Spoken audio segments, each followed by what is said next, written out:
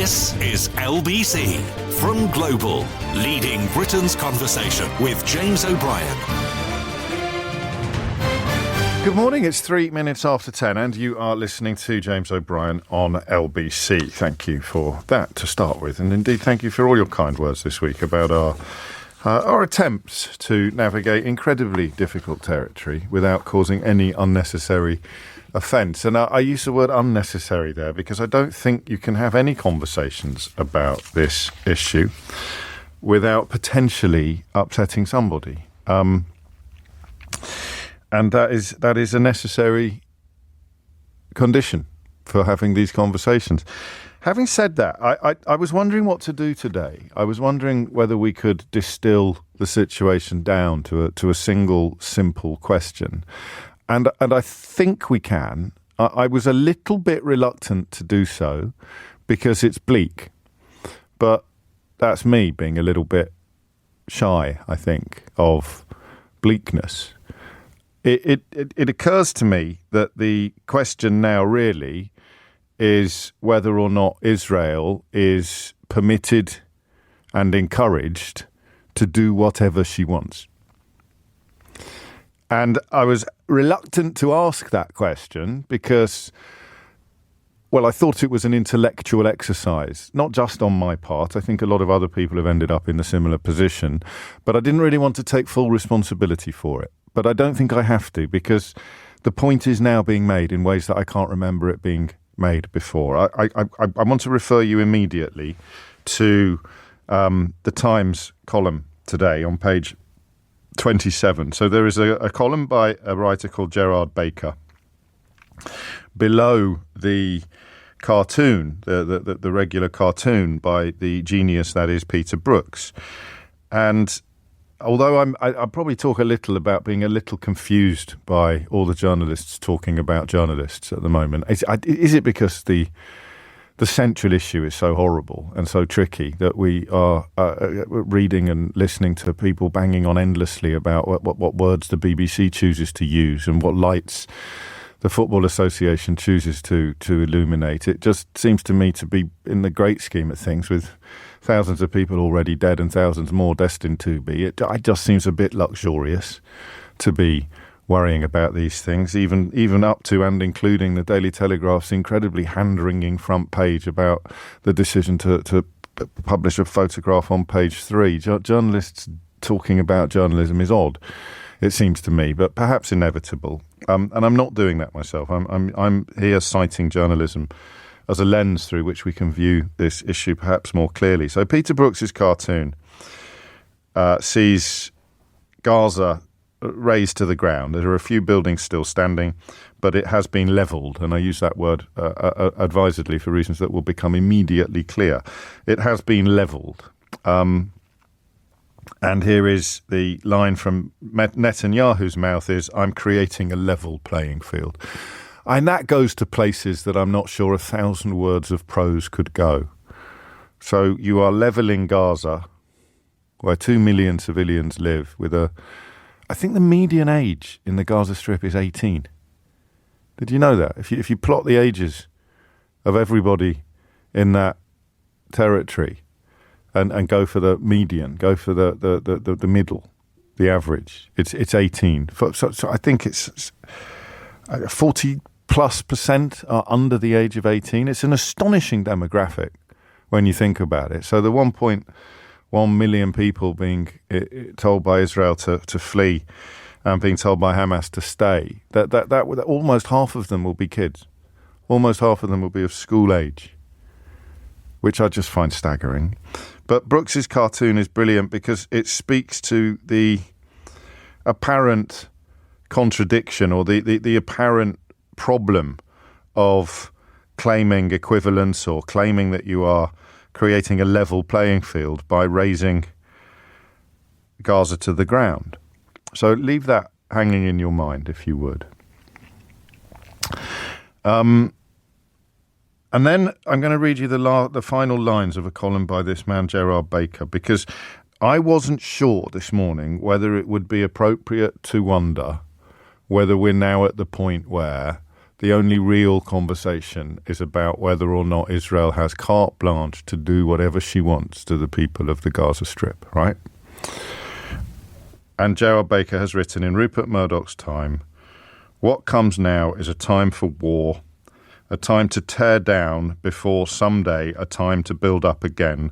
For the rest of us, it is a time for silence. The message, and it's one columnist, albeit that he works for the most powerful media mogul in the history of the English-speaking world. It is a column which essentially says, indeed it states in terms, that the Jewish state has the right to respond as aggressively as it sees fit. It has the right, in other words, to do absolutely anything. And I think that's where the debate is now. I hesitate even to use the word debate. I think that's all that's left to talk about. Actually, I think that's probably why some people prefer to wang on about Wembley or the BBC's vocabulary or the Daily Telegraph's editorial choices, because the central question, the only question left, is so horrible. So absolutely horrible. I got another message yesterday which I think addresses this issue. Listen, I've been around so long now, and I've had the same phone number for so long that I sometimes get texts and I'm not quite sure who they're from. But this arrived yesterday on my personal phone. It said Gaza and Hamas are not separate. Hamas is in charge of Gaza. And sad as the death of those children in Gaza might well be, children of murderous terrorists who committed pogroms in Israel, they have... well, they have no right to be defended. And I thought, well, that's not true, is it? Or is that where we are? Is that the bleak point at which we have already arrived? Less than a week after Hamas, I can't even find the words. Terrorist doesn't seem a strong enough word to me. Hamas murderers, scumbags, horrors, undertook an attack of unimaginable cruelty, and the details of that cruelty, the depth of that cruelty continues to emerge. But within a week, we've reached the point where a columnist in the newspaper of record is stating in black and white that Israel has the right to respond as aggressively as it sees fit. And it goes further. For the rest of us, states this op-ed, it is a time for silence. So we shouldn't even criticise, or we shouldn't even question what is to happen next. And then you come to the possible contradiction or contrast rather, between what the US and the UK is doing, essentially sending weapons and warships to Israel as almost a public relations show of support, while the United Nations warns in pretty grim terms of potential carnage. The death toll in Gaza is already above 1,400. That includes 447 children and 248 women already. Death toll Hamas in Israel, the numbers I've got, 1,200, but that has, if it hasn't risen already, it probably will as more details emerge. So, although Antony Blinken yesterday offered unwavering support to Israel, he also spoke of the Palestinian people's legitimate aspirations to live with equal measures of security, freedom, justice, opportunity, and dignity. I don't think if I were living in Gaza that I would find much comfort in those words. I really don't. And I think that is all they're going to get. I think all they're going to get is words. And I don't even think, or I don't even know, whether or not anyone is going to dispute what I've just said. I imagine you'll approach it by saying, well, what else? I mean, what do you expect Israel to do? Of course, we must go in and kill even more children. And I suspect that other people on the other side of this conversation will say, of course it has come down to that. And of course, the international community is waving it through. I refer you back to the words on page 27 of today's Times. For the rest of us, it is a time for silence. Nobody wishes to see innocent lives lost, is the line below the headline. But the Jewish state has the right to respond as aggressively as it sees fit. And nobody, as far as I can tell, is talking about what success looks like. It's been reported since I came on air that 13 of the hostages taken at the weekend have already died in Gaza as a consequence of the attacks by Israel. Who killed those humans? Who killed those humans? I don't even want to answer that question. I don't even know. Killed by Israeli bombs, but held by Hamas terrorists. So who killed them? Who killed those 13 hostages? How can that be a philosophical question? How can it not be clear who killed a human being? But, of course, release the hostages and things won't be so bad. I don't know. Do you believe that? So there it is, just in case anyone's under any illusions, that those are the numbers. So don't waste tuppence calling me to say that only one side is killing children. 447 children in Gaza are dead already. 447. So it's 10:15. I think we'll do it like that. Is that it? Is it now already? In less than a week, we've reached the point where the international community might make a few noises and the United Nations might issue warnings that food and water supplies are already running dangerously low. But the horror of what Hamas did and the history of all of this has now created a situation in which, that's the question I'm going to ask you, has Israel been given carte blanche to do whatever it wants in the Gaza Strip? Is this Times columnist not just calling for something, but actually correctly describing it? 0345 6060 973. I'll just read you a couple of texts because I want you to know why I weigh my words so carefully and why I find it so difficult to do these conversations in a way that I hope is helpful. James O'Brien, scum. Israel are going in after terrorists, not babies, you sicko. On the other side of the coin, it sounds like that columnist is calling for genocide and for us to just sit back and enjoy the show. So two people listening to the same 10 minutes of radio arriving at completely different conclusions. But that's the question, isn't it? 447 children dead, 248 women dead in Gaza. 1,200 innocent humans dead, minimum, in Israel, women and children and babies among them. We talked yesterday about the impossibility many of us have in feeling more sadness about one death than they do about others. But not everybody has that problem. Some people have no problem at all. As that text I read you a moment ago attends in saying, no, these children deserve to die because of who their parents might be. That's what Hamas believe. And that's what some supporters of Israel believe as well. Or at least the person that texted me yesterday believes that, as I demonstrated to you when I read that text out. And underpinning it all is the knowledge that this is what Hamas wanted. The second conversation we had this week, Tuesday morning, a trap that Hamas has set, that the more horrible the atrocity, the more uncontrolled the response. And here it comes. 18 minutes after 10 is the time. I haven't made any observations or offered up any opinion particularly, except that I think we're at the point now where the only question is whether or not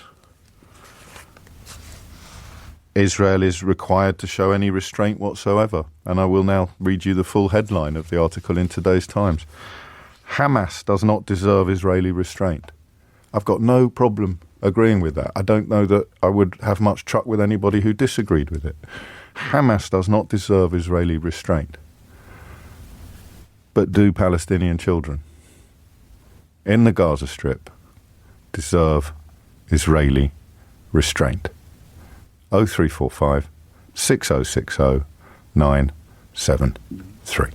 James O'Brien on LBC. James O'Brien on LBC. It is 22 minutes after 10. And I suppose if I had to pick one thing that encapsulates all of it for me, it would be this. That there is a suggestion that the Israeli attack on Gaza would be moderated or diluted if Hamas released all the hostages that they've taken. And it is simultaneously being reported this morning that Israeli attacks have already left 13 of those hostages dead. I can't make sense of that, and nor can you. And actually, I'll just read out something as well, as a sort of balance to the ones that I read out before, because I don't want you to think that I'm bombarded with abuse from all sides. Quite the opposite. Martin in Wolverhampton caught my eye. Says, we definitely have a different view on Brexit, but I have to change my opinion of you with your reporting on this.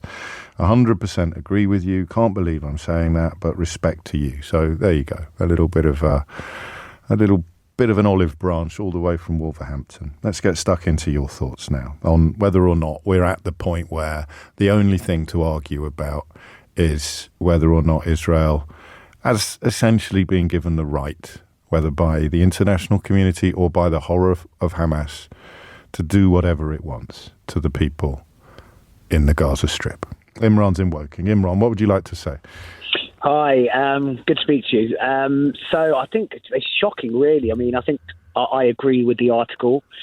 I think that Israel have been given the green light. I think they've been given it many, many years over. Just to be clear, the article completely supports that. It's not just saying, is that the situation? This article is saying Israel must be able to do whatever it wants and no one should be able to criticise.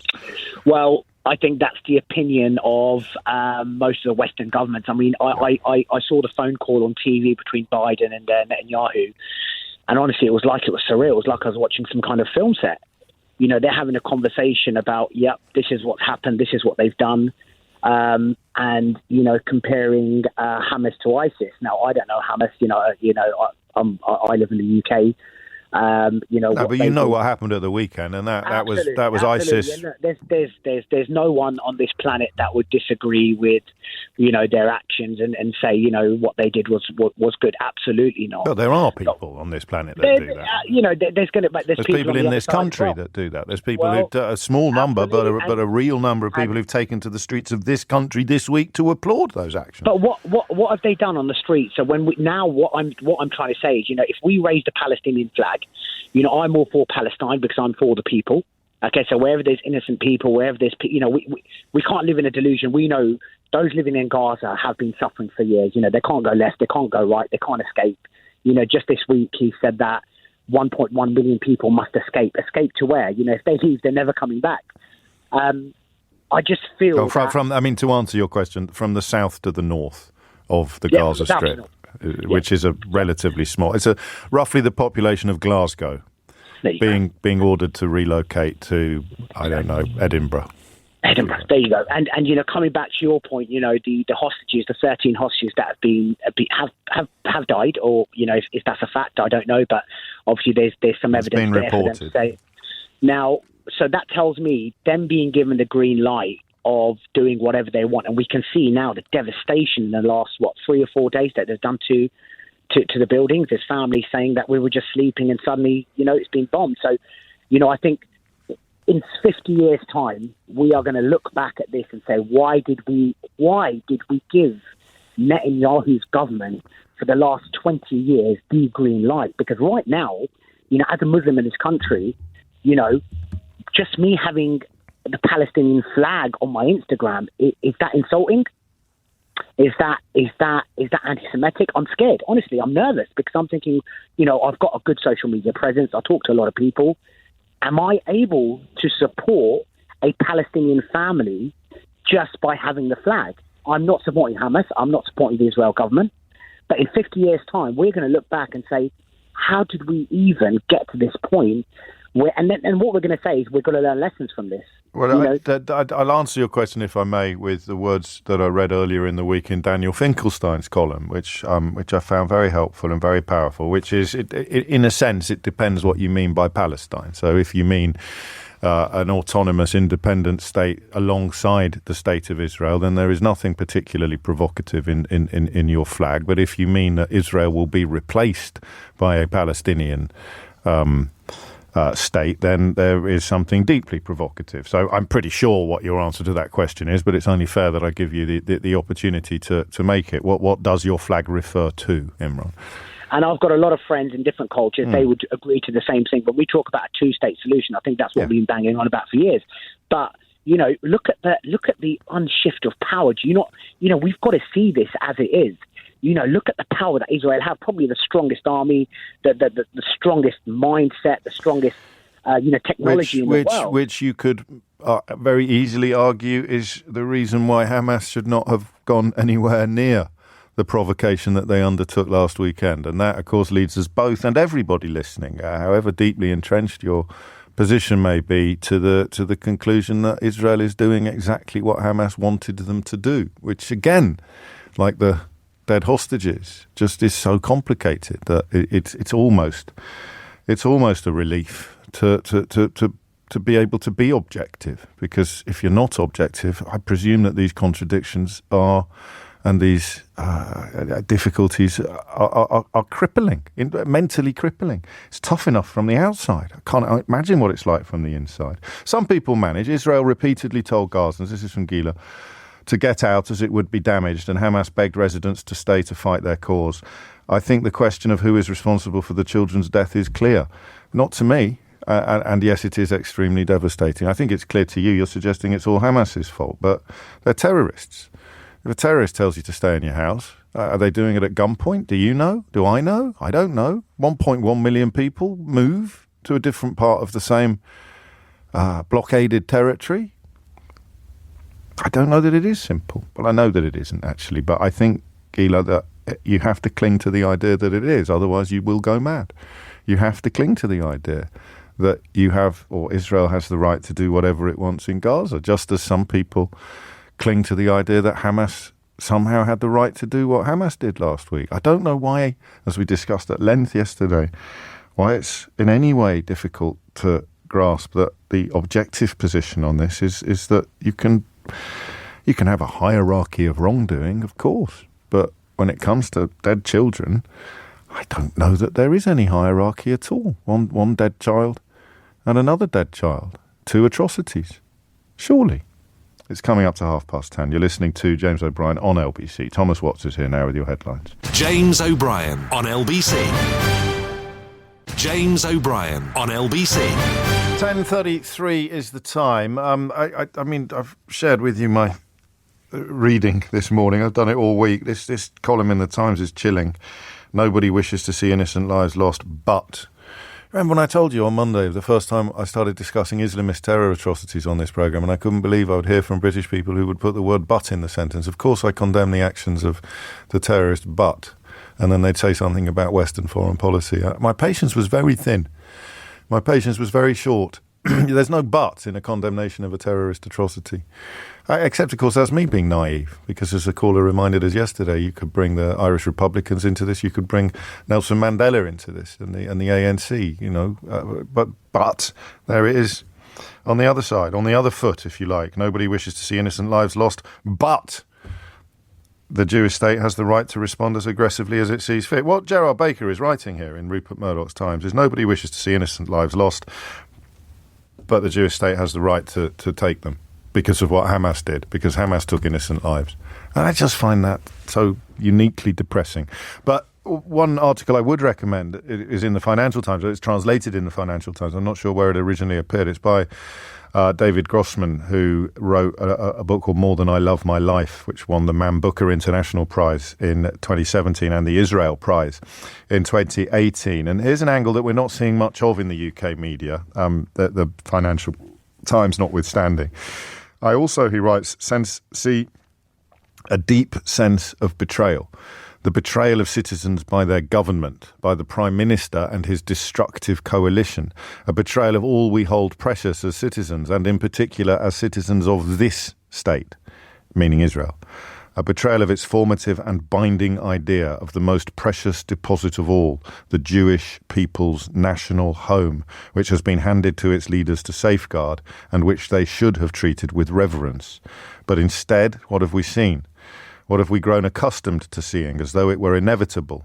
What we've seen is the utter abandonment of the state in favour of petty, greedy agendas and cynical, narrow-minded, delirious politics. What is happening now is the concrete price Israel is paying for having been seduced for years by a corrupt leadership which drove it downhill from bad to worse, which eroded its institutions of law and justice, its military, its education system, which was willing to place it in existential danger in order to keep its prime minister out of prison.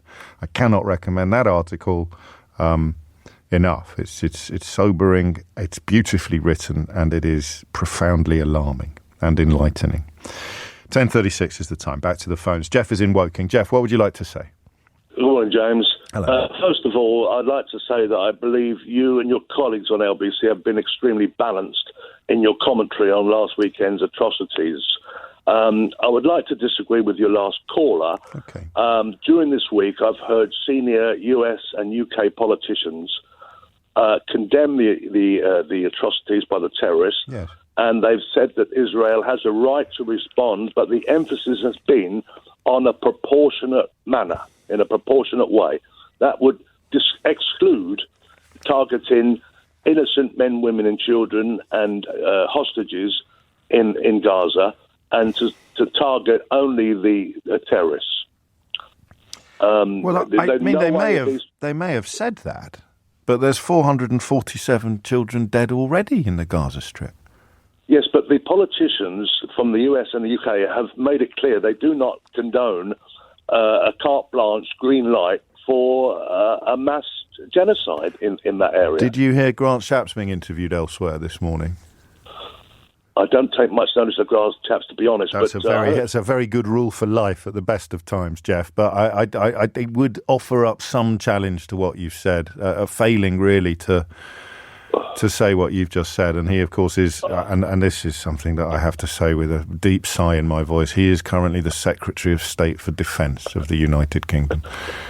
Yes, he is. But I also heard David Laming at the conference. Well, he's not in government. No, he's not, but he's a senior UK politician with a lot of influence, and I believe he's been in contact. So if we're sending 2 warships and saying the response must be proportional, at what point do you think the warships would be called back? Well, I think they're possibly on standby to retrieve and return home hostages that may come from Britain. That's one of their roles for them out there. But they're there to, in a way, in a sort of a peacekeeping Well, they're way. there to show support for Israel. I mean, that's been stated. So what if Israel... So the politicians say the words, the warships turn up off the coast. What does proportionate mean in those circumstances? 447 dead children already, and the invasion hasn't even... The ground offensive hasn't even started. How many children would have to die before... The politicians using the word proportionate decided that this wasn't something they wanted to support? Well, I think the governments with influence in that area really do need to put pressure on Israel to show restraint. But what is restraint? What is restraint, do you think? Restraint is, as I say, is to target the terrorists responsible for the atrocities last weekend, and to avoid killing There's hostages. the problem, Jeff, for me. I don't think you can. So if you've got so listen, ideal world, you have magic bullets that only chase down terrorists or Hamas loyalists. unideal, whatever the opposite of the ideal world is, you kill everyone in the hope of catching some terrorists in your net. And I think that's where we are. Another role for the British warships that are out there is to dissuade other countries and organisations in the area from getting involved in the conflict, because there are other countries that would like to get involved. Maybe. On either side, but that's a potentially useful role for those boats out there. And indeed, other countries already are involved. So, just on a personal level, Jeff, at what point do you think, for you, would those words from those politicians become hollow? Because at the moment, you've got faith in them, and I envy you that. Well, I'm not saying I've got 100% faith. Okay. I know what they've said. Yes. But I think what they need to do is emphasise what they've said and put pressure on Israel to show restraint. But we don't know what restraint is, do we? Neither of us, you nor me, nor them, probably. Well, that's the restraint I'm thinking of. That they if they go into Gaza, they ensure, or they're made to ensure, that they don't harm innocent men, women and children and hostages. I don't know that you can do that. There's 13 hostages already dead, reportedly. There's 447 children already dead, and it hasn't even started yet, which is why I don't guilty's not quite the right word. I feel uncomfortable taking you from a place that's more comfortable than the place that I'm in, because I think we're now at the point, and this column in the Times almost proves it, where we are divided. Everyone engaged in this is divided now on the question of whether or not there is any requirement on Israel to show restraint, and lots of people think there isn't. Lots of people think there isn't, including, I would say, some of the politicians calling for restraint, Jeff. I think that their actions speak much louder than their words. Matt's in Kingston. Matt, what would you like to say? Hi, James. So, I do think that as it stands, the international community are pretty much giving Israel carte blanche to do whatever they choose. And fair enough, you've got international law that states that certain things are war crimes and so on. But the reality says that, after 9/11, the US and the UK and others went to Iraq and Afghanistan and leveled those countries and, had pretty much away at what they wanted as a retaliatory act. Yeah. So, chances are Israel could go in there, level the place and kill a load of civilians, and not much is going to happen to them. And these ships that are out there, they're there to show support and deter others from getting involved. But nobody's looking at what else can be done to try and de-escalate the situation. How can this be taken to a different outcome? How could, in this scenario, if there was a call to put in peacekeepers, the UN is a peace organization. The whole point of it is to create world peace and to avoid war and so on. If there was a call for UN peacekeepers to go in there, if we had countries from that region that, can go in there and act in a way to try and de-escalate it, there has to be something that can be looked at. I don't know that they'd be welcomed in by any. I don't know that they'd be welcomed in by anyone. And I listen, just apropos the United Nations peacekeepers, I've been reading a bit about Rwanda this week and the genocide there, which was not quite ignored by the West, but it was very, very, very, very underreported. And the United Nations peacekeepers, let's just say, mate, they don't do exactly what it says on the tin. Well, yes, Sudan. So it's all there, but I mean, we're on the same page. I don't know who can be on a different page, really, because all that now is under dispute is whether or not Israel should be free to do whatever it wants in Gaza, up to and including thousands of innocent deaths. Well, no, of course. I mean, if we don't try to find different ways to resolve situations, we're just doomed to carry on. We can't just keep on, you killed one of mine, I'm going to kill 100 of yours. And, you say we can't, but we can, of course. Yeah, we can, of course. And but, we are. In a world where we're supposed to be becoming smarter, more intelligent, and looking at different approaches to things, if we continue to commit the worst acts, because we feel justified. Justified by the atrocities that were undertaken by Hamas. And so And so the world turns. So the one justifies the other. And I suppose the question of restraint, the question of proportionality, is the hardest one of all, because there is no proportionate response to the mutilation of babies, really, except, I suppose, the mutilation of babies. I mean, what does proportionate even mean in this context? I have respect. Thank you, Matt. I don't know if respect's the right word, but as I get older and mellower, I understand how hard you have to work to justify this. If you are there now saying, well, no, of course we've got the right to do everything, up to and including more and more and more dead children. So Jones had a go. 70,000 French civilians died as a direct result of the D-Day landings and associated actions, she writes. Should the landings not have taken place? Were the landings proportionate? I've got no idea what you're talking about in the context of this dispute. In the same way, really, that the attacks upon the Gaza Strip by Israel render this almost incomparable to anything else that's gone on before in the context of war. You know, because you normally know what the point of a war is. It's about reclaiming territory, or it's about repelling invaders. So in the case of the D-Day landings, it's about pushing the Nazis back out of France, you know, and defeating them. What's the parallel there? What's the parallel here?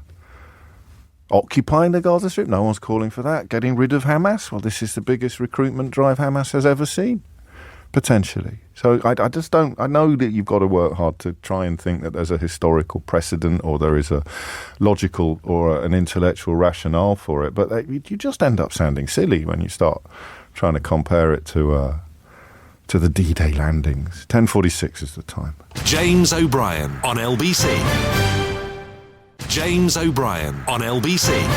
10:49 is the time. I didn't want to interrupt the last caller talking about a kind of consolidation among Western leaders, because I'm not sure it's accurate, but I do know that Leo Varadkar, the Irish Taoiseach, has gone in a very different direction from Rishi Sunak, giving an interview to the Irish state broadcaster. I think yesterday morning, he said Israel is under threat. They do have a right to defend themselves, but they don't have the right to breach international humanitarian law. Israel is a country that is surrounded by these brutal, savage groups like Hamas and Hezbollah, countries like Iran, often supported by Islamic fundamentalists and anti-Semites around the world. I'm really concerned about what I'm seeing happening in Gaza at the moment, he said. To me, it amounts to collective punishment, cutting off power, cutting off fuel supplies and water supplies. That's not the way a respectable democratic state should conduct itself. That's Leo Varadkar.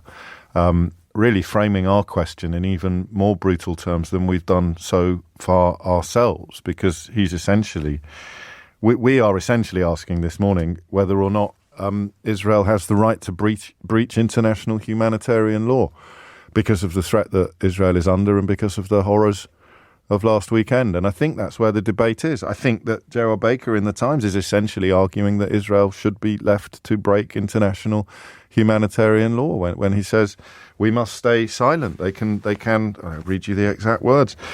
What comes now is a time for war, a time to tear down before someday, a time to build up again. For the rest of us, it is a time for silence, i.e. shut up.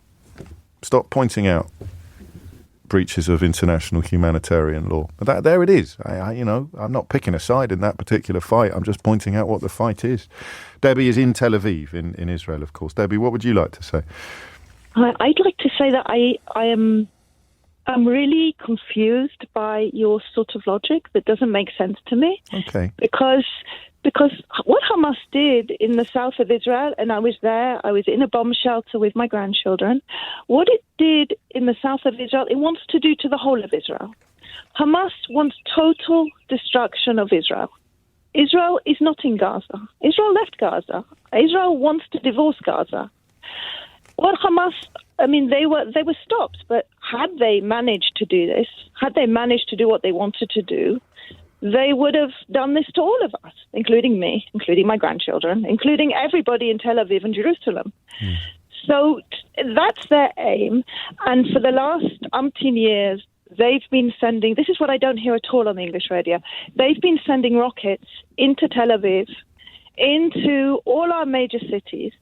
And it's only because we have invented this Iron Dome thing that catches the rockets that millions and thousands of people haven't been killed. I mean, they're indiscriminately, and the English media that I listen to calls them homemade rockets, like apple pie or something. I mean, these are rockets that can kill thousands of people. And if the Iron Dome didn't catch it, it certainly would have landed on our house. And you're talking as if you're dealing with rational people, and you're really not. They're out for your total and utter destruction. And Israel, I don't think people realize this because Israelis are noisy and all over the place, but Israel is smaller than Wales. So if you attack from the south and attack from the north, there's not a lot of middle to, it's smaller than the Wales. We have 9 million people, and we've lost about, I would say probably it's going to get to at least 1,500. Well, 1,500 out of 9 million in a day is a hell of a lot of people. Well, no one's disputing that, and 1,500 out of 2 million in a week is a hell of a lot of people as well. I don't want to have a conversation about myself, but what is it you're confused? Okay. What is it you're confused by? I'm confused that there doesn't seem to be an understanding that we're dealing with a group of an oppressive, tremendously oppressive regime that was elected for 4 years, has been there for 18 years, completely oppresses their people. Try being gay in Gaza. You'll last about 10 minutes. Completely oppresses their people, comes across to this country, tries to get from top to bottom. I mean, thank God it only managed to go pretty far south. Is continuing to send rockets into Tel Aviv, into everywhere, absolutely indiscriminately. And you're comparing that to a situation where Israel is warning people to leave places, which not many armies do, that the Hamas have put weapons inside people's apartments, inside schools, and inside mosques. I'm comparing 447 dead children in Gaza to the dead children in Israel, and I'm seeing I think the dead children in Israel. I'm seeing the same. I'm seeing the same tragedy. You can't. I don't think it's the same at all. I know you don't. I mean, I think so. You're not really confused at all. I'm confused because, I tell you where I'm confused, because I don't understand what option you are giving. You keep saying this is bad, but I'm not hearing the alternative. The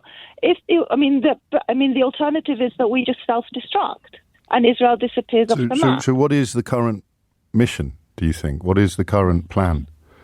The current plan, as I understand it, and I'm not a politician. The current plan, as I understand it, is that Israel has had Hamas on its borders.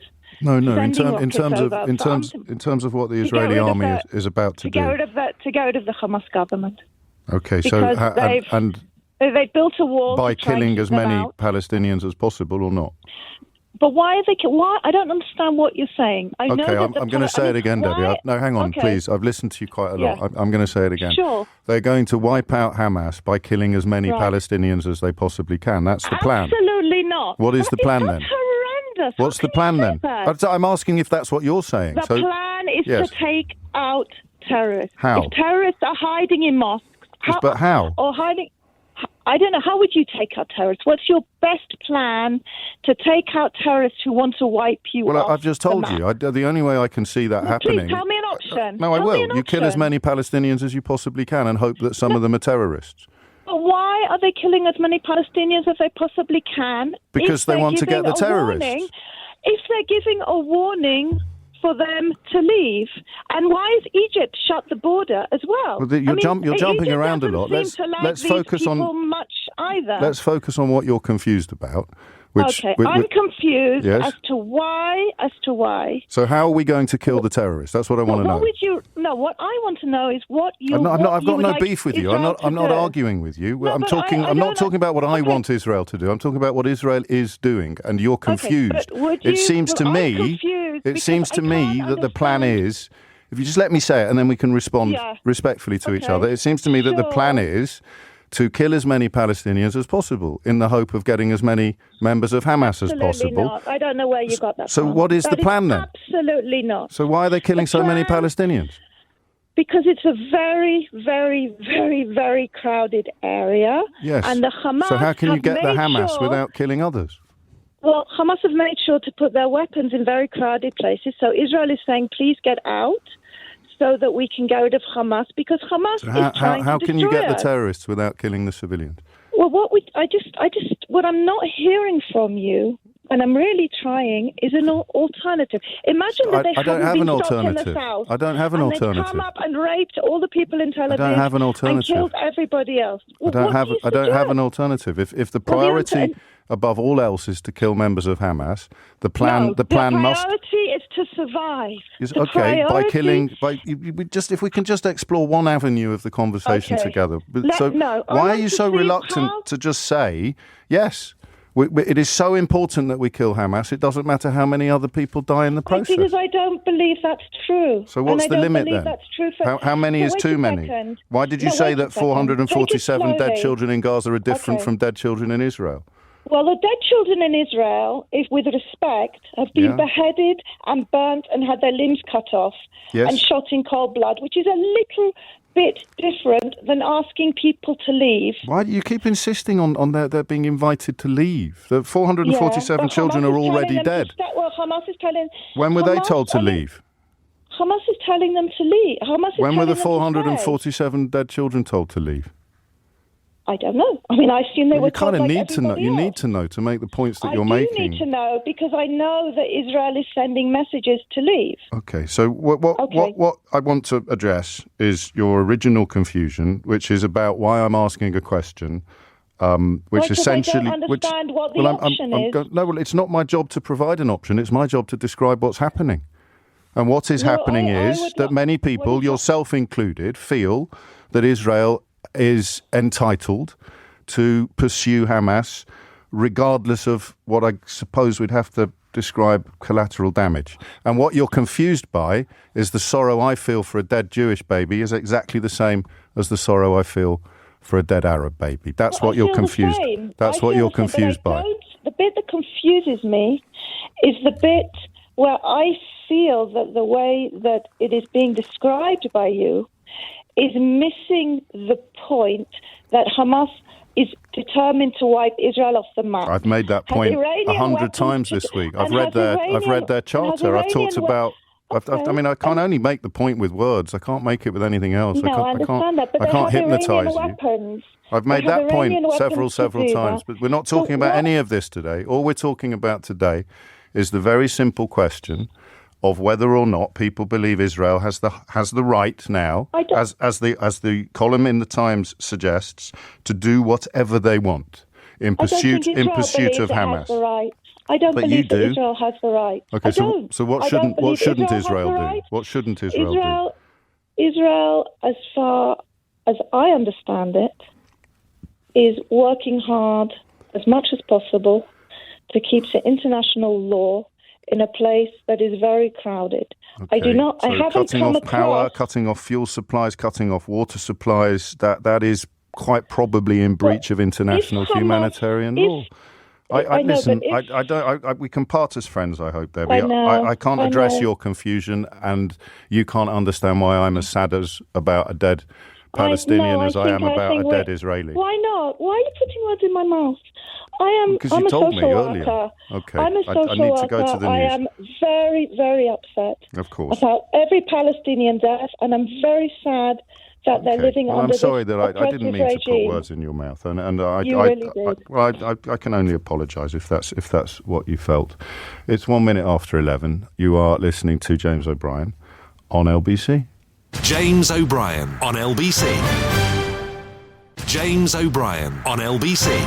5 minutes after 11 is the time. It is just unbearable. Frank in Barnet says it's a completely hopeless and devastating situation on all sides. That is what you are accurately describing. I just allow myself a little space here. James, you're handling this subject with integrity, incredible skill, and are able to separate callers' prejudices from the facts. And you mentioned that you train social workers. And listen, prejudice is simply meaning a position that you hold before a situation unfolds, before the facts change. And then, of course, the question comes down to whether or not when the facts change, you change your mind. So perhaps we should talk a little about this notion of Israel telling Gazans, telling Palestinians in the Gaza Strip to move before the bombs drop. I don't know how feasible that is.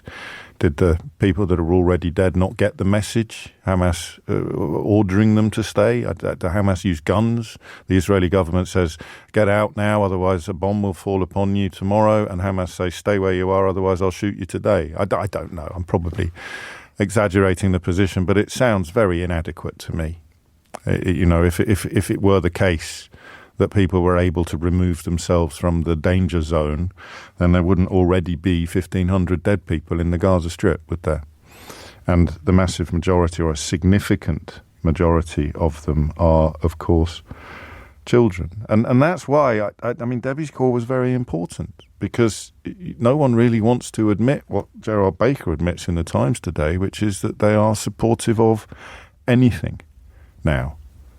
In pursuit of what? In pursuit of vengeance for the absolute horrors of last weekend, or in pursuit of the destruction of Hamas, which I suspect is impossible, not least because every adult that dies this week leaves a child who becomes immediately more likely to be radicalized as they grow older. And we spend our time in this country when we're not talking about the... Hey, look, simple question. How many dead children in Gaza is too many?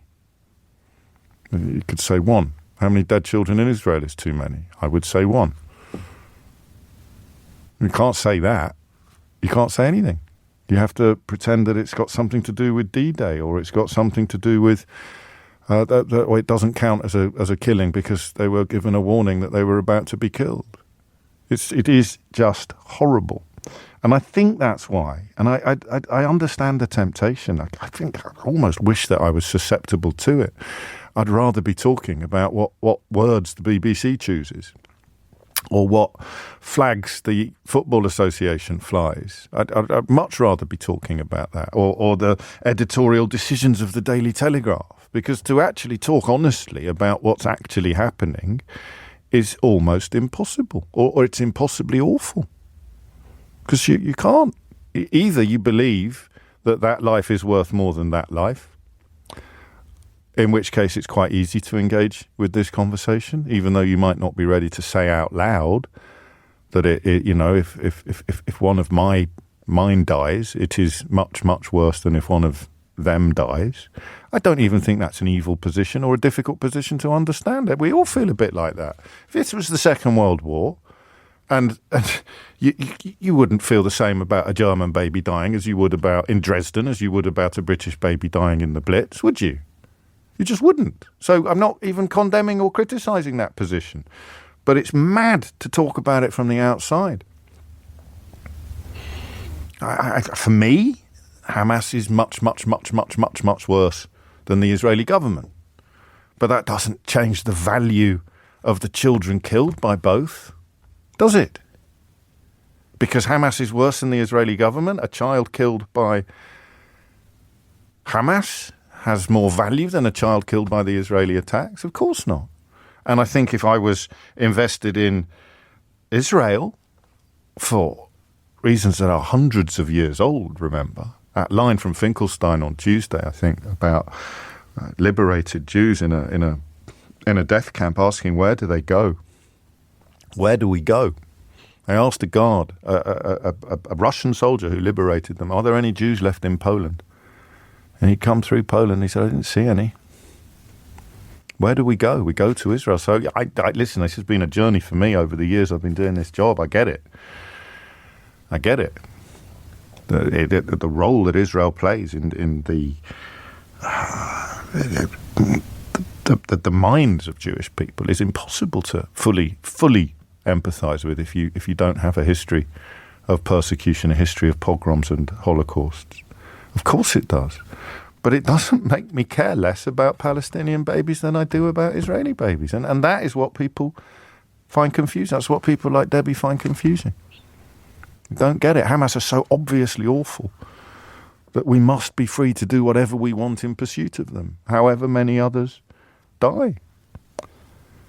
And I get that too. I just don't agree. And I'm allowed not to agree. And if I was born under a different sign, I would think differently. If I was born in a different country, I'd think differently. If I was born into a different family, I'd think differently. But I wasn't, and I don't. I don't get it. What would I do differently? Well, I have no idea.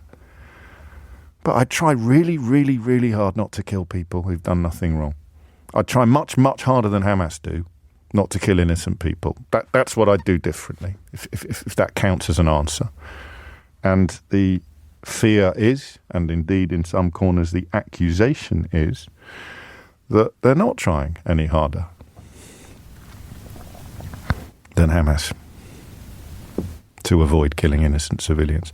But you need to cling to the idea that they are, which is why you keep intoning about these warnings, which seem to me to be at the very best inadequate and at the very worst utterly meaningless. I need to believe that we're different, so we're giving warnings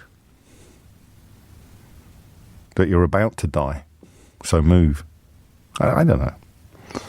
And the other bit I don't get, to be logistical about it, and Anthony King, the professor of security at Exeter University, talked about this yesterday.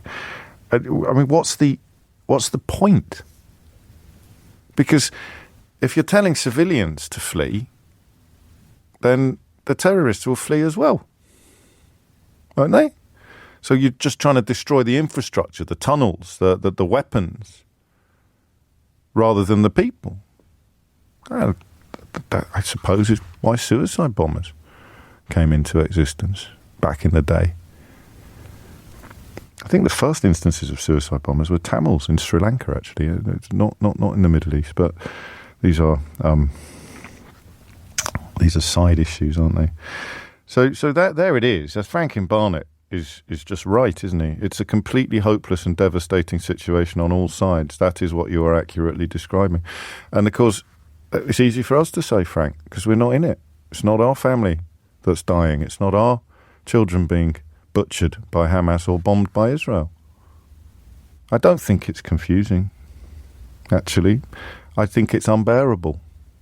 If your family is being butchered by Hamas or bombed by Israel, I think it's unbearable to look at it in the round and to realise that you are actually condoning the killing of civilians, the killing of children, because you think it is necessary. And you might even be right. But the babies don't know what they are, do they?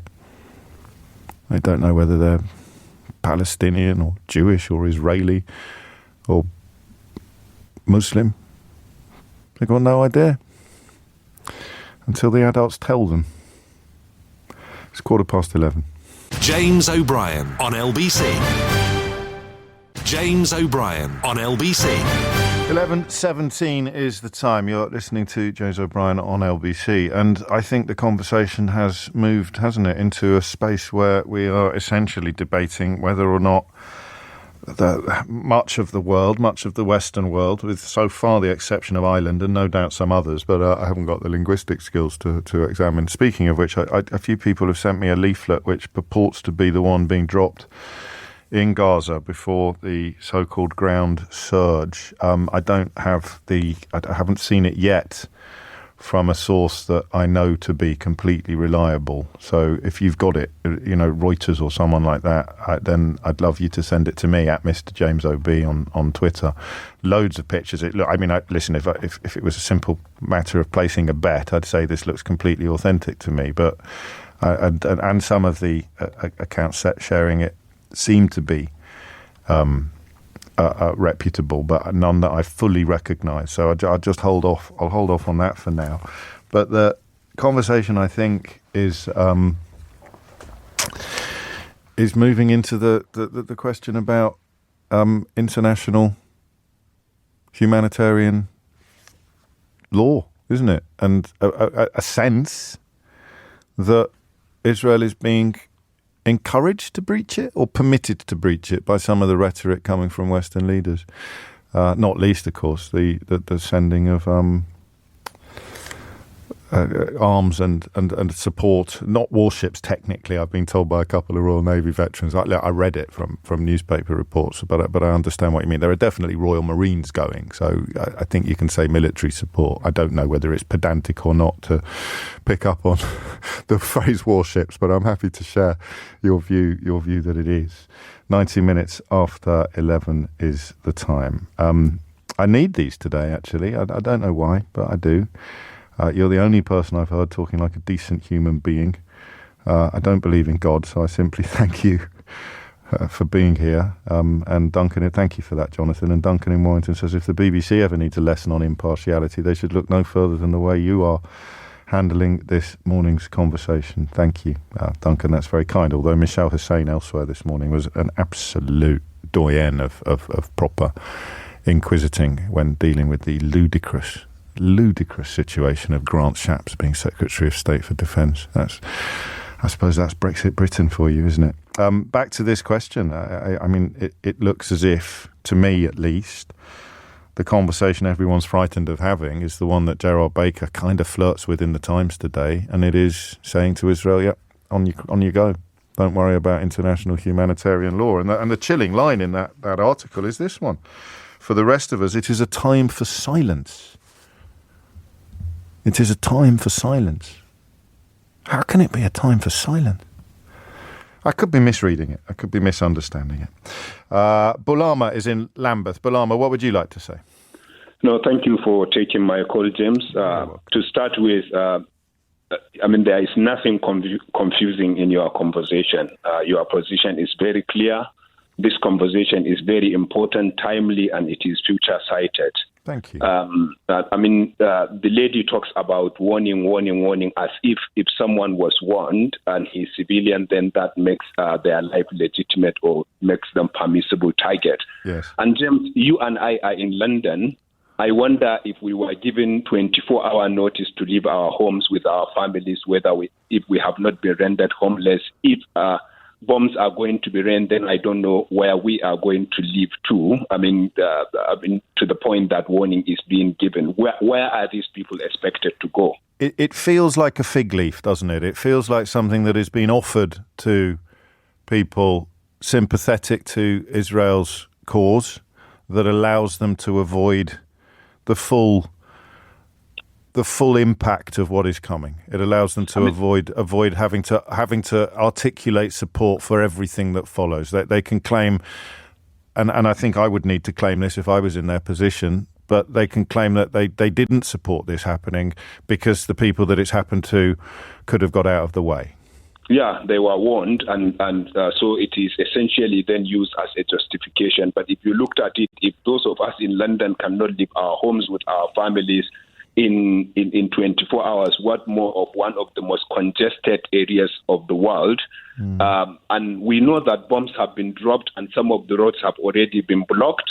And if bombs are raining, are you safer to stay in your home, or should you be rushing into a pickup or to start walking to nowhere? And so, I just don't understand the point of warning. What does that kind of warning mean?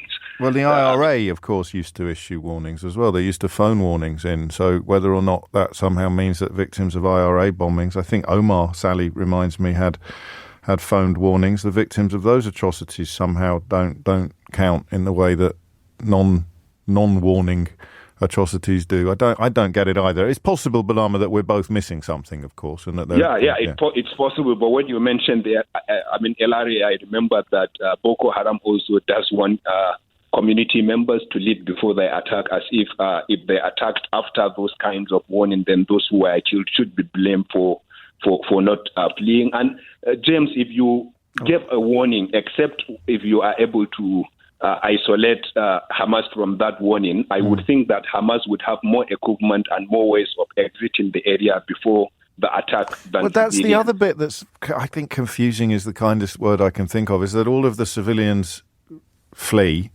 and all of the terrorists stay behind waiting for the bombs to drop. I don't understand that logic in that element of this. It doesn't make sense at all. I just wanted to make 3 quick points, if I may. Yes, of course. Please do. The first goes to your main thesis, which is around whether the Western world has given carte blanche to Israel. And I think essentially, if you looked at the statement of quite a few of Western leaders, you can conclude. For example, Rishi Sunak said Israel has an absolute right to defend itself. Yes. There is never an absolute right to self-defense. My PhD is in laws of war. I am a lawyer in Nigeria and in the UK. And except from Rishi Sunak, I have never had the absolute right to self-defense. The right to self-defense is always conditional. Gosh. It is always qualified. In law, there are three essential conditions that must be met in any right to self-defense. But Rishi Sunak said absolute right to self-defense. Keir Starmer, who is supposed to be a distinguished lawyer, came on Nick Ferrari and essentially supported collective punishment, which he knows very well that is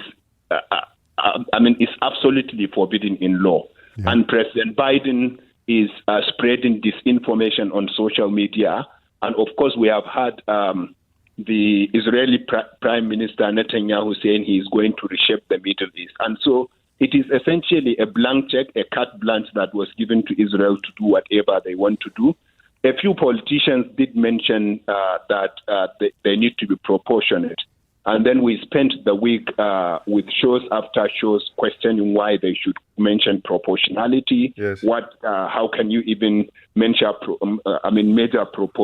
proportionality as if they invented the word? Proportionality wasn't invented by them. It is contained in the 1949 Geneva Convention on the Laws of War.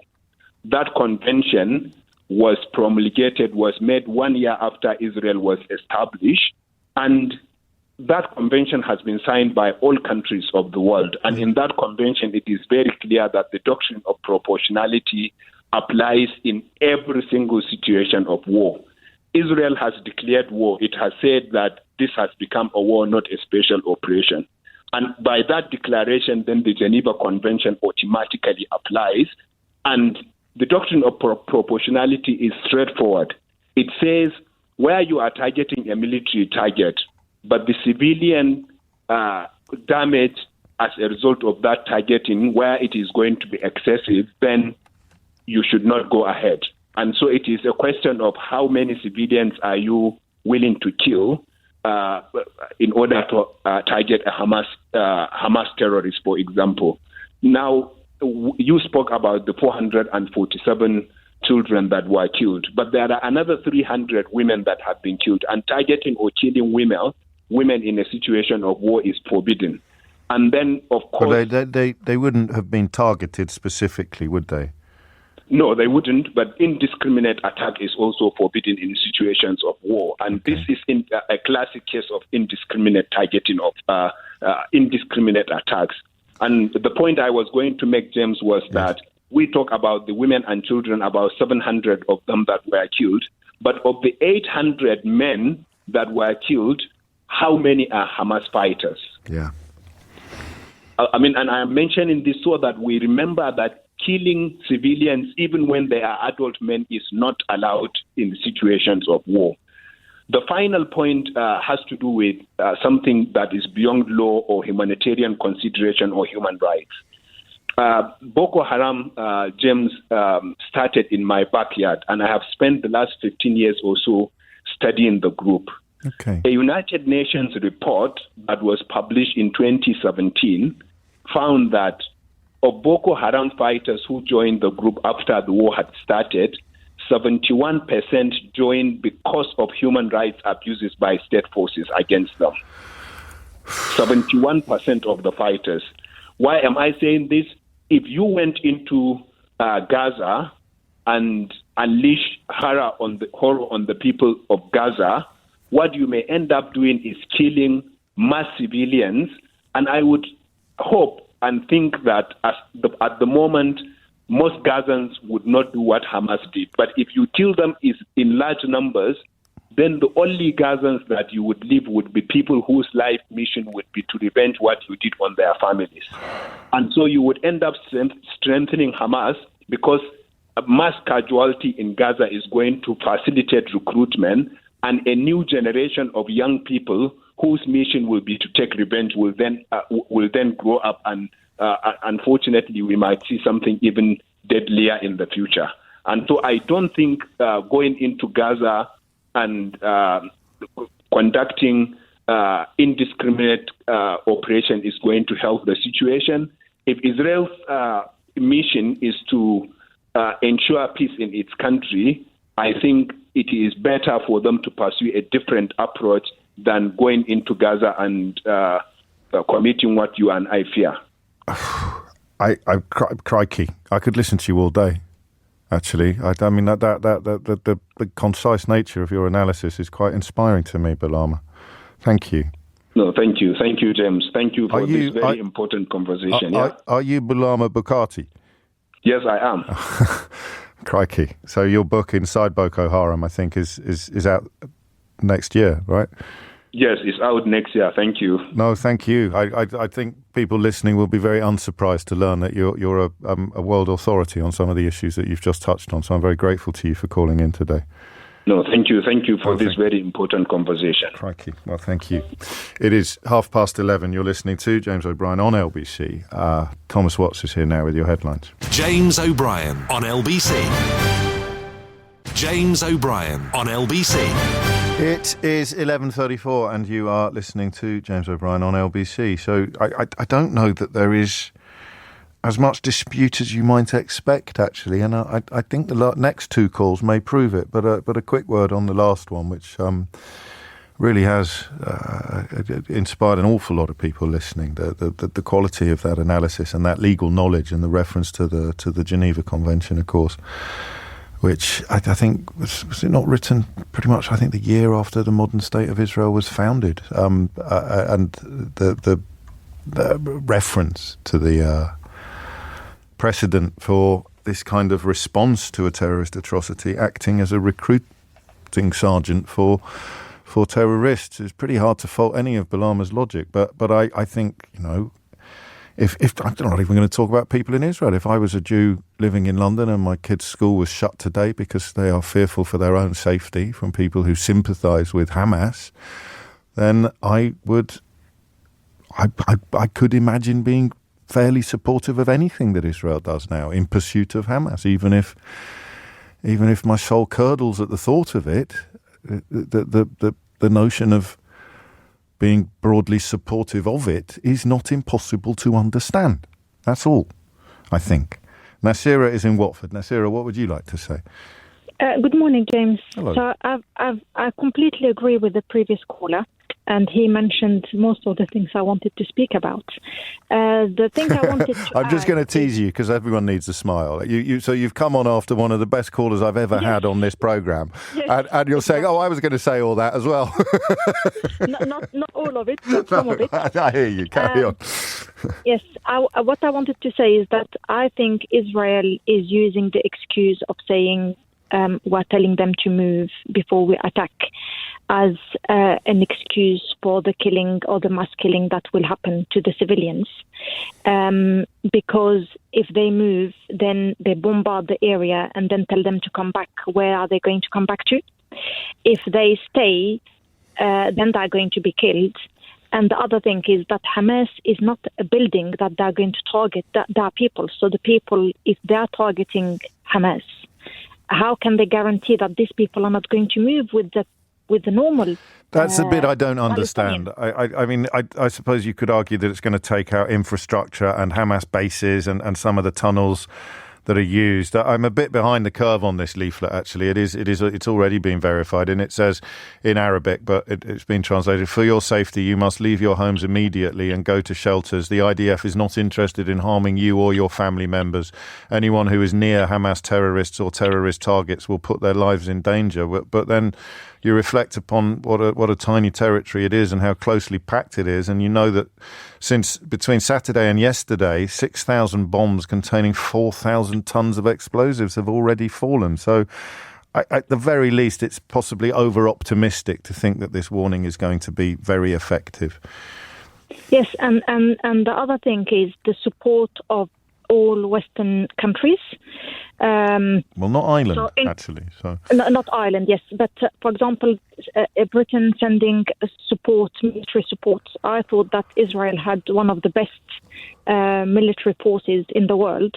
I don't know why Britain has to send because they are keen to prevent escalation. So we've sent 2 ships that are essentially support vessels joining an American aircraft carrier in the area, which is partly to prevent an escalation and other people getting involved. So I think there's an intellectual defence of that doesn't extend to kind of guns, although Royal Marines are going as well. In one way, they're giving them a green light by allowing war crime, by stopping water and electricity.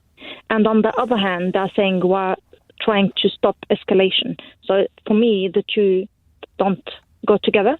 The other thing I want to speak about again, I think that Leo Varadkar has made this point, the Irish Taoiseach. It is hard to see the deliberate cutting off of supplies as not being collective punishment. That probably would constitute some sort of breach of international humanitarian law were it ever to come to trial.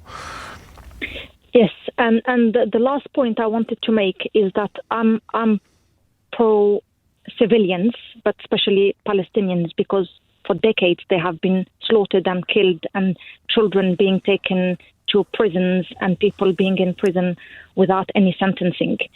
That they associate, so I'm sure you've heard that France banned, I'm French, so France banned any protests pro-Palestinian. Yes. I'm fed up of all the news. I've been trying not to listen to all the news in the UK, and not just in the UK, but associating every person who supports Palestinian with being supporter of Hamas. So they associate all pro-Palestinian to being terrorists. And it is a gross conflation. It's a gross conflation, and I think in many cases a deliberate one. Yes, but the problem is, for example, as you said before, just before I spoke, that Jewish people are, their kids are being afraid and their school are being closed. I'm Muslim. I'm afraid of putting a Palestinian flag. I'm afraid of having a mark of showing support to Palestine. I'm afraid that if I go on the train to a protest, that somebody is going to say something to me or do something to me.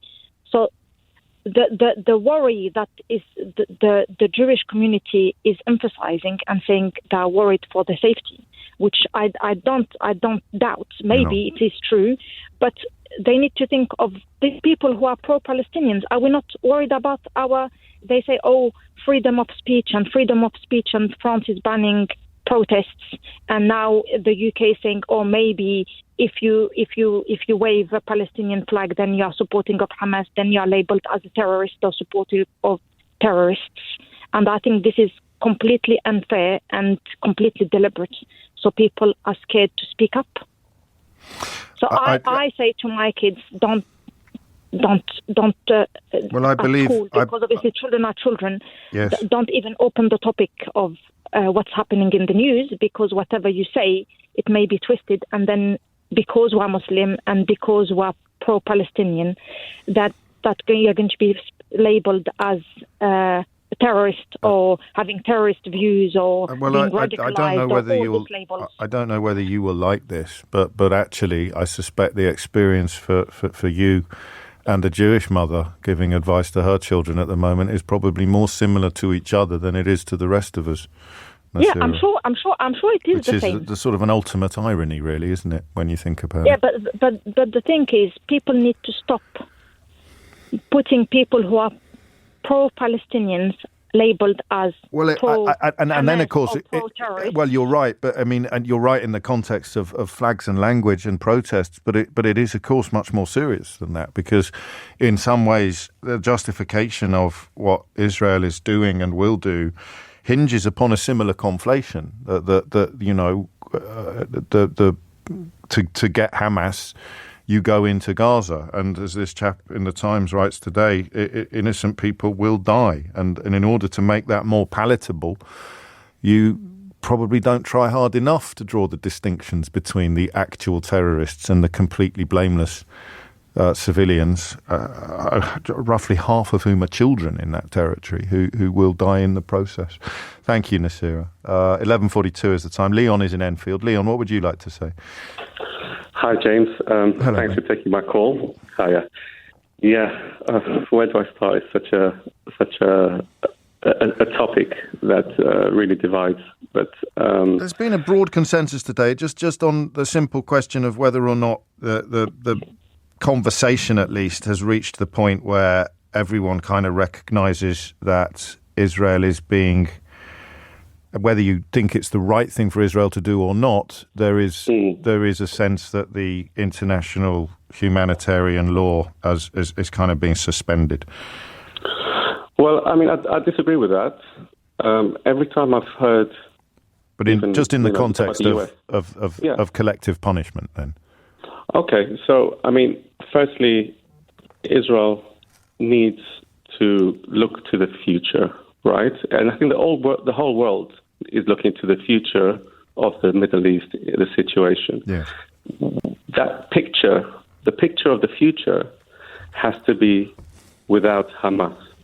When I say without Hamas out of the picture, I mean Hamas. I'm not talking about in future sitting at the table, discussions about solutions. When I say out of the picture, they need to be disarmed, destroyed, dismembered, whatever the word has to be. They have to be out of the picture. In the same way that the US said, we're not going to go and talk to Al-Qaeda after 9/11. We're going to, President Bush's words, we're going to smoke them out. We're going to take them out. We're not talking to them. The same way the world has come together. You know, the Taliban are currently in charge in Afghanistan. Oh, yeah, that's the Taliban. I'm talking about Al-Qaeda. Okay. Al-Qaeda has disappeared, right? Effectively. Okay, there's small splinter groups. Probably been subsumed. Maybe. More than correct. Disappeared. Okay. Now, the question here for Israel is what do? And they've said, we're going to take out Hamas, right? That's their aim of this war. Okay? Now, what I was going to say is that if we look at the strategy of the last 15 years of Israel, right? When I say 15 years, I mean when Hamas, since they violently took control over Fatah and took control of Gaza, their aim has always been just to build up their weaponry, infiltrate, fire rockets, etc. We've gone through that history. So I don't want to run out of time, and I appreciate what you're saying, but I'm just going to push you back to the central question. I don't think there's much dispute that there's certainly a case for arguing that collective punishment has already been imposed, but your view is that that's justified by the necessity of dismembering Hamas. On the collective punishment, firstly on the siege, I've seen that there is some argument to say that if the siege is temporary, it's justified. So Israel has said the siege will stay in place until the hostages are released. Not under international law. You can't say, no, I promise to stop breaking the law soon, therefore I'm not breaking the law. No. We both know that. It's saying that under international law, there is legitimacy to do something like that. I mean, I'm not a lawyer. I don't know if you are. No, but Balama was the gentleman who was talking to me just before 11:30, quite a well-respected international lawyer this is the final point, whose studies of Boko Haram have persuaded him that this kind of response is actually the greatest ever recruiting sergeant for a terror movement like Hamas. So I understand everything you've said, but there must be a little scintilla of fear for you, Leon, that this will actually make Hamas much stronger. Oh, there is a fear. And pretty much anyone who survives the coming attacks is more likely to be sympathetic to Hamas than they were before they started. Yeah, but that's why Hamas has to be destroyed. And after that happens, if it does happen, the international Hamas is just people, have to come in. Hamas is just people. Yeah, but that's why the international you can't destroy all the people. But they need to be disarmed, disabled, and then you can talk about some kind of coalition of the international community. And I think it would be unfair of me not to ask you this question. How many civilian deaths are acceptable in pursuit of that end? Very, very difficult question. Any civilian loss is horrendous, right? I know you talked about... Well, hang on, I'm going to push you a bit to answer it, because we're up to, I think, nearly 2,000 already. What would be too many? Okay, look, 447 children. Let's just do children then. It's something that if Hamas is not removed now, this will happen again and again. So and how again. many? How many is too many? I know that's a bit glib of me, but I am interested if you can answer it, because I don't think I could in your position. I can't answer a number. But that means that kind of translates as infinity, doesn't it? No, it doesn't. So what's too many? Not. What's too many Definitely then? not. Look, one is too many. Well, we're already up to 447, but you're still approving of the policy. So at what point do you stop approving of the policy? I'm approving of the policy because this will prevent future problems. And that's why I'm pushing you to the point, because I disagree with you about that. I found Balama's analysis to be more historically rooted than your points about Al Qaeda and ISIS, because of the geographical location and the tightness of the territory. It's not like a moving international force in the way that Al Qaeda was, or in the way that ISIS was. Hamas is very neatly and tightly concentrated in one corner of the world, like Boko Haram. So he sees it as a recruiting sergeant. There's tactics. So you're saying the alternative is to do nothing? No, I'm not here to provide alternatives. I'm here to ask you questions, and the question is how many children is too many?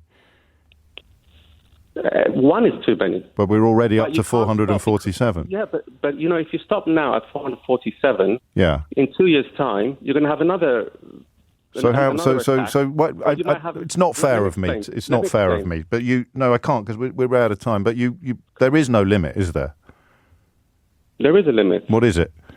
Yes, I can't answer the limit, but but there's definitely a limit. Hezbollah, of course there is, but Hezbollah will just come in and get involved if Israel does nothing to Hamas.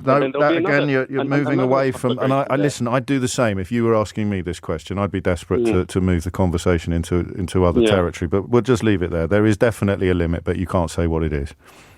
Yeah. Okay. It's 11:49. James O'Brien on LBC. James O'Brien on LBC. It is 11:52. Mick makes a point that quite a few people have made. If the UK had adopted Israel's retaliation policy in Northern Ireland in the 1970s, do you think the troubles would have been over sooner, he asks, because I don't. And I don't think I do either, actually, Mick. 11:53 is the time. A little more of this. I haven't decided yet what we'll do after 12 o'clock, but it takes a toll. These conversations take a toll. You're talking about dead children. You're looking at pictures of what Hamas did in Israel last weekend in your national over your breakfast now, and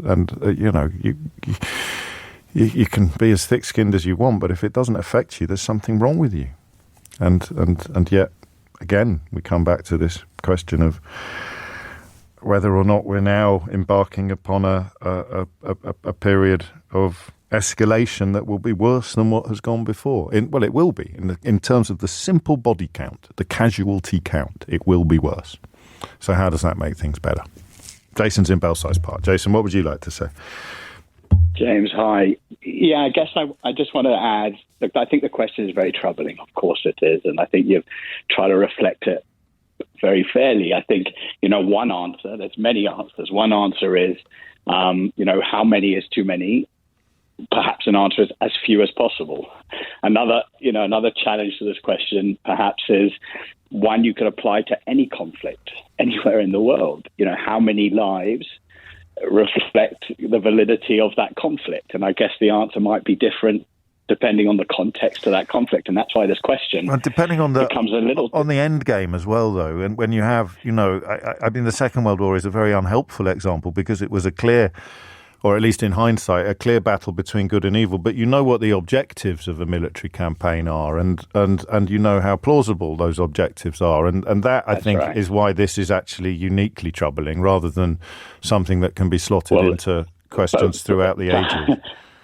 Perhaps the most troubling, because there's two different lenses already to that question. And the third, which is perhaps the most prominent at the moment, is, does it deliver the strategic intent? And everybody, I dare say the majority of all of us, myself included, are probably least informed as to strategic, military objectives and the best way. But of course, there are narratives that resonate. Yes. Of course, further killing in the cycle that we can see over the last decade. I guess the point I wanted to make was accountability. And I feel like, apologies up front. I missed Bilal's call, and clearly it was a very strong one. Okay. But I heard that lady from Israel that rang, and you could, of course, hear in her voice and, something. I am Jewish and sympathetic to an awful lot of that narrative. There is an existential fear. The troubles of last weekend, the atrocity of last weekend, is the closest, I think, in modern day history that Jews have woken up and suddenly seen, or triggered or felt sentiment aligned to that of the Holocaust, a very existence being challenged. And then you move forward just 5 days, and the entire focus of the world and the narrative is onto how can Israel now be accountable for the reaction. And so they have to be accountable for that trauma and how they deal with that trauma and those feelings. And those feelings in the context, I think you reflected very well, are unique in the most disturbing way. Yes. But then they have to make sense of what is a terribly complicated and you don't need, it is fairly obvious, Gaza and, those civilians and the innocent that live within there, of which it is almost all outside of Hamas and the terrorists, are desperately probably the weakest stakeholder in this entire conflict. And yet Israel are being asked to be accountable for them. And so the challenge, and I'm not saying there isn't an obligation, and that's where you've heard it so many times on these calls, give us that lady from Israel begged you for an alternative, and rightly so. Who knows what that alternative is? But without that, they face an existential threat. So we feel our survival is being threatened, but at the same time, we're being told we can't do things. That isn't an option. What is an option? And you could start to challenge that in some difficult ways. And you talk about the international community, and many callers come on and want to, call the international community to task around holding Israel to task, when perhaps that could be challenged a different way. The spiritual head of Hamas sits in Qatar. Or so it is reported, living a fairly lavish lifestyle, so it is reported.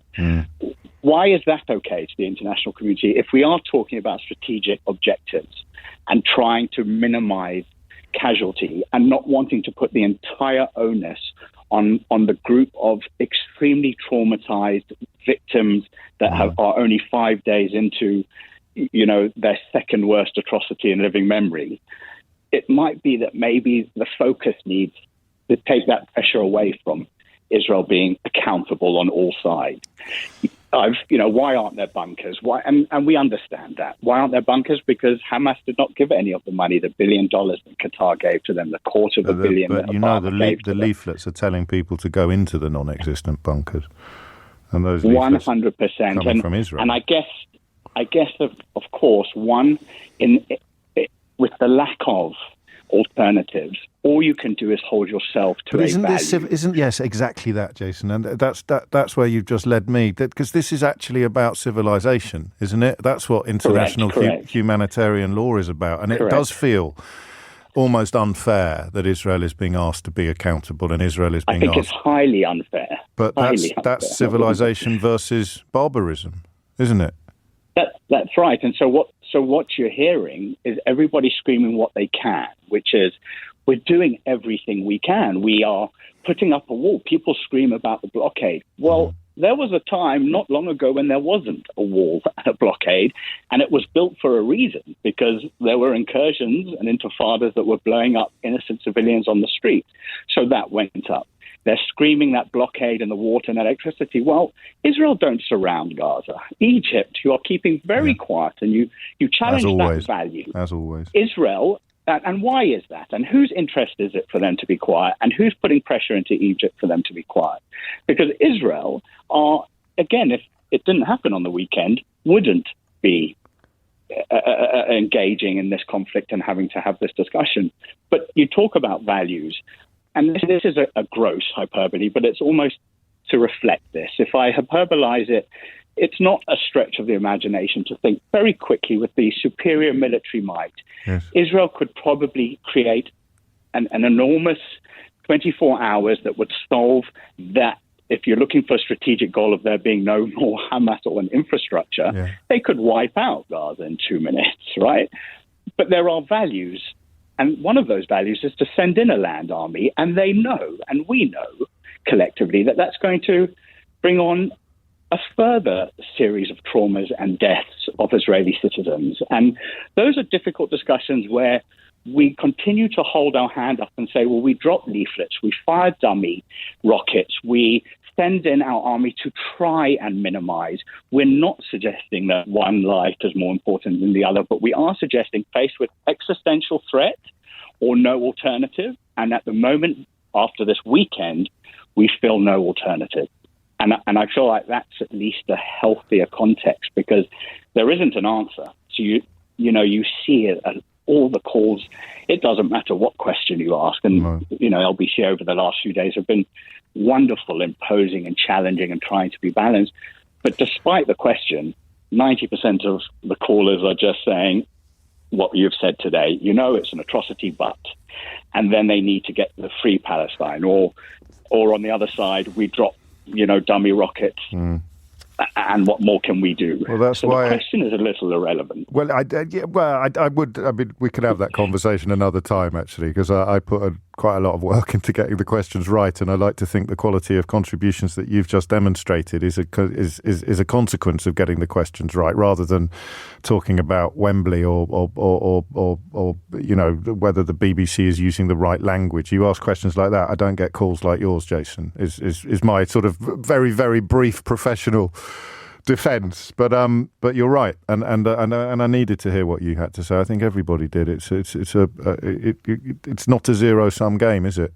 And although Israel could be doing less, it could also be doing a hell of a lot more, in every sense of both of those words. And I mean, it might be a sovereign nation with an army and a navy and an air force, unlike Hamas, and with that comes some responsibilities. But the idea that you are at war with an organisation that has no accountability or responsibility, while you're expected to demonstrate so much, is unfair in the simplest sense of the word. So thank you. And thank you, everybody, for making that 2 hours. Despite Jason's criticisms, I thought it was very, very illuminating, and even at times unpredictable. It's 12:03. James O'Brien on LBC. James O'Brien on LBC. And it's 12:06. That kind of broke me a bit, that 2 hours. Just in the sense of trying to keep everything decent, actually, even as Jason just beautifully crystallised at the end, even as the bleakness becomes almost unbearable. So I am going to move on. I apologise to people waiting to contribute. We will not be... and again, I know I normally read out Idiot's Corner. It's been the opposite today, and I am very grateful. I won't read out any more. Hang on, there's one here. I suggest you ask James to listen to the last hour of his show. He may understand how biased and quite shocking his views sound. He is a dangerous individual. I'm almost grateful for that, because I was in danger of believing my own hype with all the kind words and compliments coming in. Not so much for me necessarily, but for the callers as well. I'm going to move on to something completely different. I'm going to move on to a territory that I once said you should never go near as a phone-in host. But the world has turned. I refer to Captain Sir Tom Moore and his family being in the news now for keeping £800,000 raised by his books. And they were books written only as a consequence of the celebrity he achieved by becoming an incredible fundraiser during lockdown. £39 million was raised by a 99-year-old man walking up and down his garden. I'm going to say that again. £39 million was raised by a man walking up and down his garden. And I think the time has come now to ask what happened. How did that happen? That's all. I'm going to make a slight confession to you. I didn't really get caught up in it at the time. I have to be honest with you. It didn't leave me cold. It just left me benignly bemused. I thought, what a lovely old fella he is, and how great that he's raising so much money. But the elevation to sainthood that happened in nanoseconds was actually quite bizarre, wasn't it? I mean, he was normally the Vatican goes back over your entire life. You have to find evidence of performing a miracle, and then there are big concaves and ecclesiastical discussions before sainthood, and there are various stages of it. You go on a list of people that are being considered for sainthood, and I know that he wasn't actually sainted, but he might as well have been. He got knighted. He got an honorary colonelship. I presume he met the Queen, did he? I mean, did he met the late Queen? I mean, it was astonishing. And it began as a £1,000 fundraising and boredom alleviating exercise in his own back garden. I mean, I can't quite credit it now, looking back. Can you? That's going to be the phone in, by the way. Can you credit it? So what happened? Imagine if you were trying to explain this story to somebody that wasn't around at the time. So there's a family on the telly who are getting a bit of a kicking for keeping £800,000 from books that their dad wrote. Well, why are they getting a kicking? They're perfectly entitled to. Yeah, but he only became someone who was going to secure a book deal. And that's quite a big book deal, 800 grand. I mean, for 3 books, that's very, very, very, very good terms. And he only got book deals as a consequence of celebrity that came about as a consequence of fundraising for the NHS. They claimed that Captain Tom, wanted his family to keep the children, but he did in fact write in one of them that the books would be raising cash for good causes. So this isn't the phone in, by the way, I don't think. I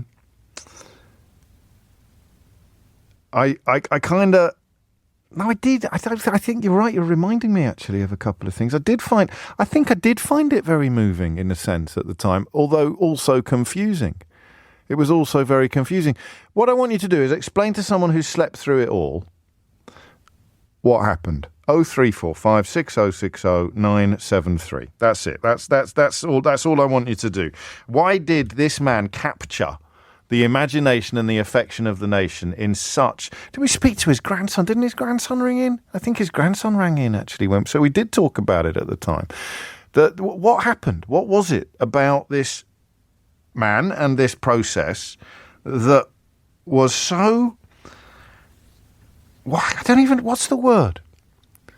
Is it inspiring? Because you shouldn't really have been...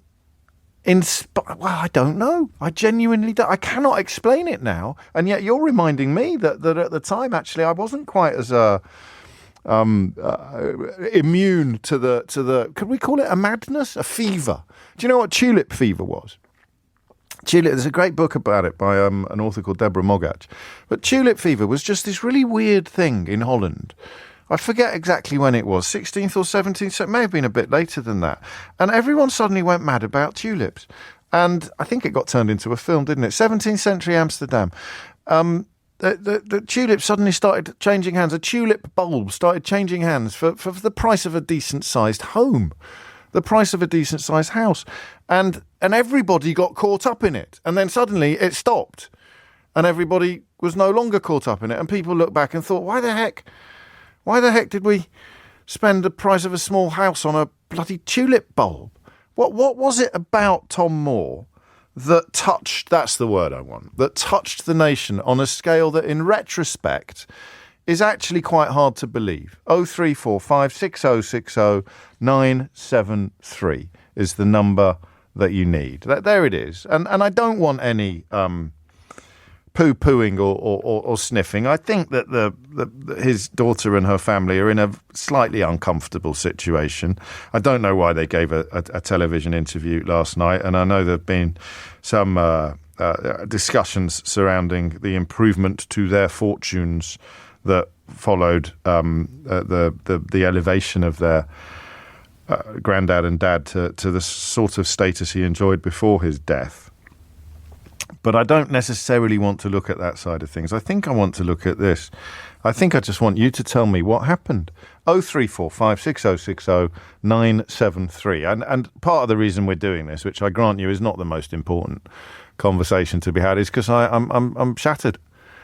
It's Friday, the final hour of the show together. We've done 2, 4, 5, 7, 8 hours on Israel and Gaza this week, and I find every minute a trial. I think it's deeply important that we have these conversations. I think it is my job to ensure that we have these conversations in sophisticated ways. I use that word advisedly, sophisticated and intelligent ways. Otherwise, we become part of the things that I criticise: shallowness, the discouraging of thinking, knee-jerk reactions, using an atrocity such as what Hamas did last weekend as a stick with which to beat your already established enemies like the BBC. I just find it pathetic. So that's why I work so hard, much harder than I do at normal times. And now I'm going to have a bit of a rest, unless, of course, you don't phone me on the question of why Sir Tom Moore, Captain Tom Moore, touched the nation in the way that he did. Because if you don't phone me, I'm going to have to do a monologue on my programme. It is 12:15. You are listening to James O'Brien on LBC. 0345 6060 973. Anger as Captain Tom's family admit pocketing £800,000.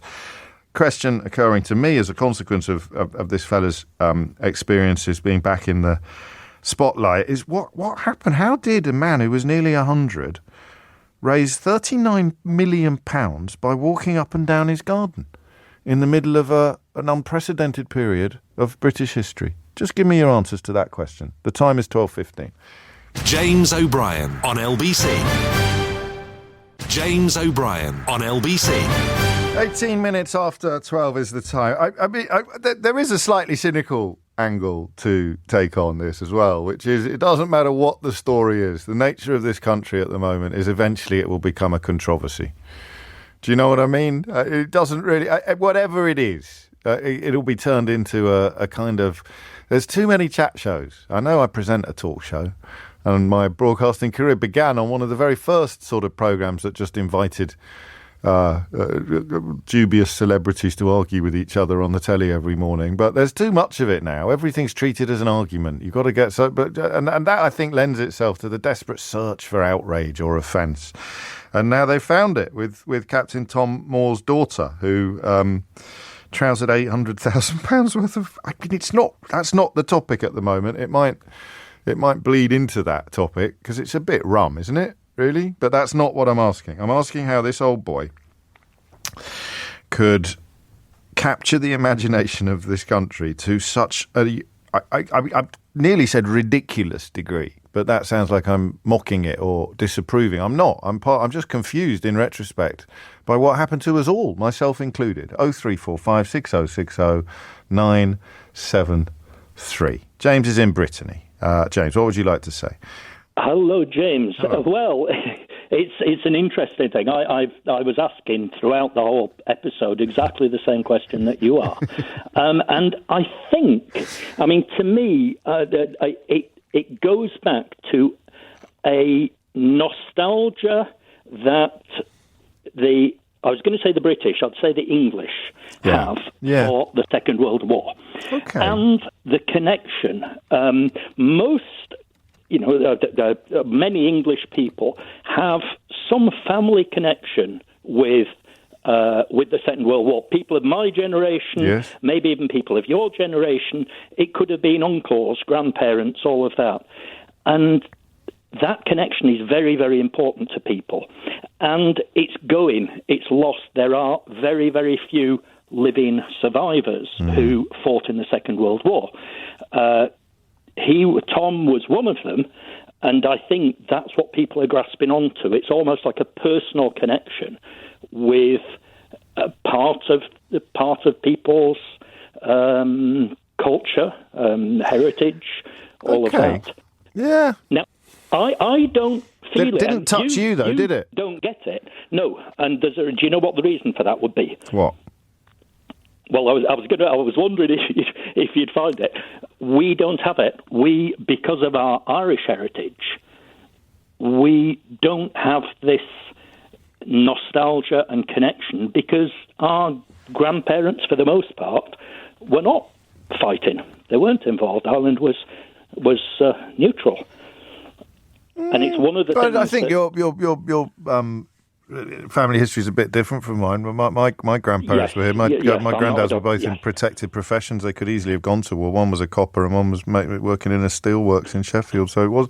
I don't know. And also, I wasn't untouched by it. I shouldn't have given that impression. I kind of misremembered a bit because I wouldn't say I'd be embarrassed by getting caught up in it, but it was more than... So, actually, Sally tallies with you, James. She's written, I can tell you now that my granddad walking up and down his garden without any medals and without a daughter working in brand development would not have garnered any hearts at all. So there was possibly something a bit cynical going on below the surface. I'm not sure. But you're right. I mean, there aren't many left, are there? Well, there weren't many left that had seen action in that war. And he was representative of that. And if you think maybe that subconsciously, James, the message is, well, we got through that, so we'll get through this. Possibly, but I think, as someone I live in France now and had a strong connection with France for 40 years. And this still obsession with the Second World War is absolutely bizarre as looked at from outside. Interestingly, I sometimes watch GBBs just to see what was being said. Yes. And I was watching it yesterday, and throughout there were news reports on what's happening in what has happened in Israel, what is happening or likely to happen in Gaza, and they had an advert, and it was for I think a magazine or little models of British bombers. You pay one of these part work things where you're right. There is it is still very, very much that's got to be a big part of it, and that's why the medals were relevant and the rank. If it had been, I got quite a rude message, funny rude, not nasty rude, but I think I've lost it now. About if it was my next door neighbour Sid wandering up and down the back garden with a 2-litre bottle of cider in his hand, nobody would have known. So it did capture. I don't know how much of that. I didn't even know his daughter had a background in brand management. How did it? Do we know how it happened? Was it a newspaper got involved? Was it presumably a local paper turned up, and then there was so little news around? Do you remember how little news there was? We talked about the pandemic every day for what felt like 25 years. So there was so little news around. I bet that's... So there's two questions here. There's the I don't want to say the madness, the feverish nature of the public response, but there's also what happened news-wise. I think it's because there was hardly any news. All there was so many people have died or so many people have got it or we're closing this and closing that. So you've got a weird streak of patriotism or bellicose nostalgia for war. Then you've got the absolute absence of news, which meant that presumably it got picked up by the local advertiser, and then national newspaper journalists desperate for anything to put in the paper or local TV. I presume that's what happened, and then we all jumped on it. And the next thing you know, he's raised 39 million quid for the NHS, and his daughter's pocketed nearly $1 million in book sales, book deals, 25 minutes after 12. Thank you, James. Julie's in Enfield. Julie, what would you like to say? I had an incredibly emotional response to Captain Tom and what he was doing and the whole Well, a lot story. of people did, didn't they? Yeah, but it was... And I've been sitting here trying to work out exactly why, because I felt it as soon as you mentioned him again. Did you? And if I see a photo of him, it's just a really emotional response. I think that broadly we were all looking for hope. We were all looking for comfort. Personally, I was at home by myself. Yes. Without any family. And he did remind me of my dad. Right, a bit. There must have been a lot of that. Yeah. The older a man gets, almost like, the more similar we all start looking, I think, at some point. Yes, there's definitely an element of that, yeah. I mean, at the time, I listened to LBC before. I started listening to it every day. Okay. And I thought of you as kind of Uncle James, and then there was Auntie Sheila. Oh, that's nice. And thank you. it was I was looking for family wherever I could find it, and He reminded me of my dad, I think, because there was a military connection, because he was very cheeky. I saw him flirting with, I can't remember, it was an interviewer or something he said about a nurse. With the medals, it made me think of the Remembrance Day parade that I'd attended with my dad and how much that meant to my dad. Yeah. There was a lot going on, wasn't there? Yeah, there was, yes. Whether we realised it or not. And I don't know, we won't be able to measure this, but I wonder how much of it was. There was nothing else around. No, there wasn't. It intrigued me, the things that did take our attention. Olive and Mabel, the dogs, that was a massive thing. What was that? I've forgotten that. It was a sports commentator who started commentating on his 2 Labradors. Oh, lovely. Which one was it? Can you remember? I can't remember. Can you remember who it was? I don't really watch sports. I can't. Well, you weren't watching sports, you prune. You were watching Labradors. Yes, I was watching. Yeah. No, I mean, I can't remember the guy's name because he's not somebody I'd ever encountered. Sorry. That's why it's relevant that you don't watch sport much, because you didn't know who he was, but it popped up. I didn't realise. I didn't feel appropriate for us at the time, Julie, to look for stuff that wasn't about COVID. But actually, in a way, that wasn't about COVID. It was about a lovely old boy and memories of our granddads and our dads and the war and medals and it was a scam, writes Paul, exploiting a vulnerable old man. Paul, come on. It certainly wasn't anything like that. The 39 million quid went to the NHS. You can't argue with that. But I admit that £800,000, not from any charity donations, going to... Well, hang on a minute. Thank you, Julie. I'm just imagining it was me, right? Highly unlikely for a number of reasons, not least the fact that I'm nowhere near 100, I haven't got any medals, and I've never fought in a war. But if I somehow became a figurehead for fundraising and succeeded to the tune of nearly £40 million, and Penguin came along and said, would you like to write your autobiography? Why wouldn't I be in charge of where that money went? I wonder whether we've been a bit unfair on the family on that front. I don't know. So I don't. Well, anyway, we shall see. It was Andrew Cotter, I'm told, was the journalist who was the rugby commentator who was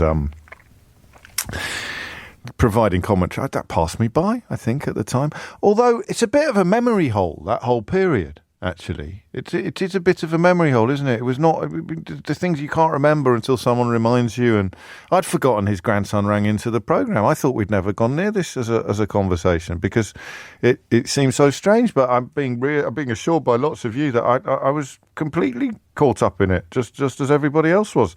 I can't tell you why, and that's the point of this phoning.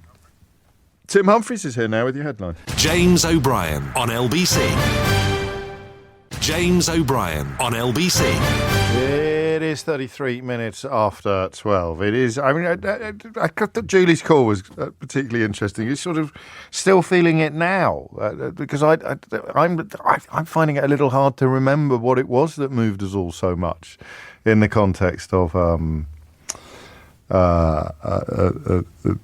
Captain Tom Moore, Captain Sir Tom Moore, Colonel Captain Sir Tom Moore, Saint Colonel Captain Sir Tom Moore. I mean, we could go on. And of course, he became a receptacle, didn't he?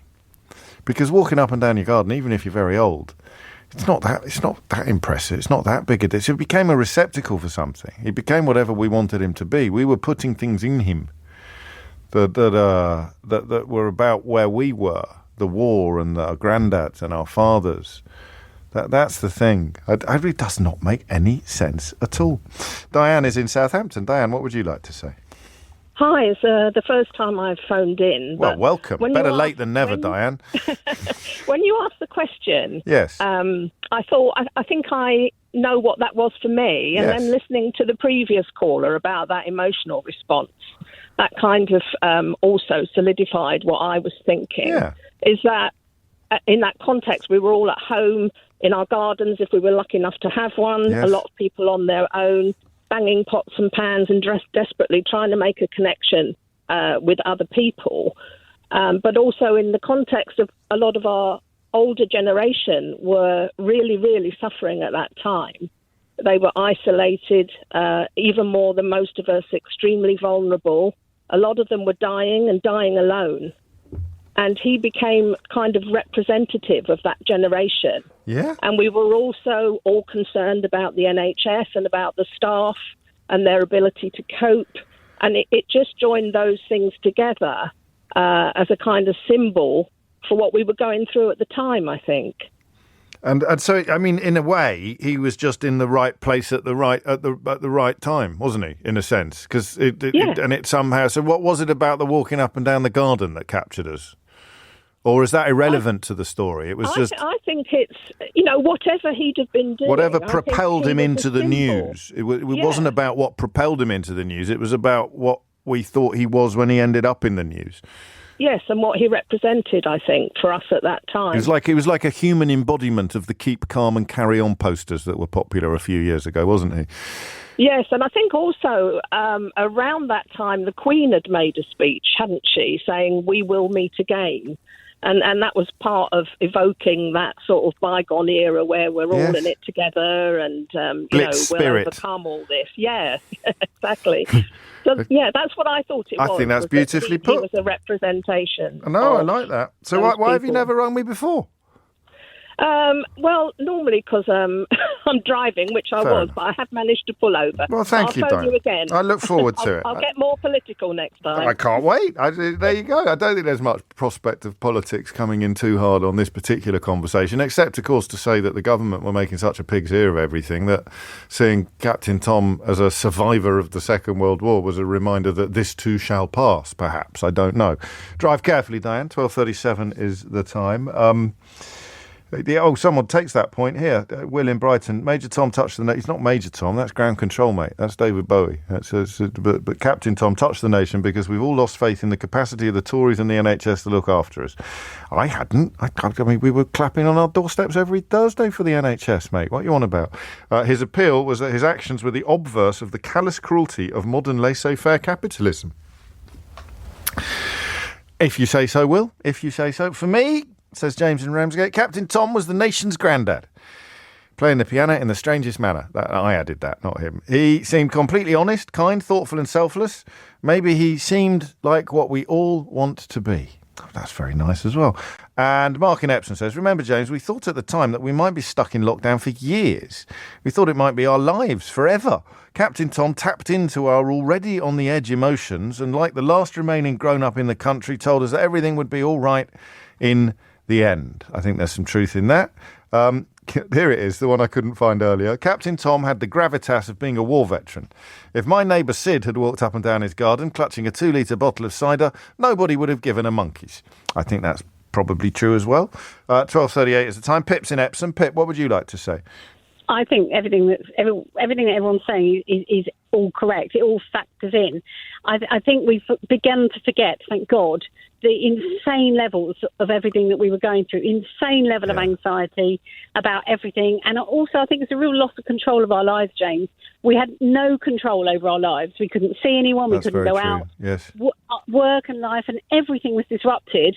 And as I said to your researcher, the government did seem to not know what the hell to do. Yeah. And he was an old man, he was a war veteran. We love a war veteran. We do love a war veteran. Yes. He had medals, and he was just something I think we could control. We could contribute. We could do something towards the NHS because we all felt so flipping useless. Yes. I know I know staying indoors was helping. I know that, but it didn't really feel like it, did it? I was working from home, but I just think it was. We all felt, thank goodness, we can do something to contribute because we all felt so out of control. Completely, thank goodness we've sort of forgotten.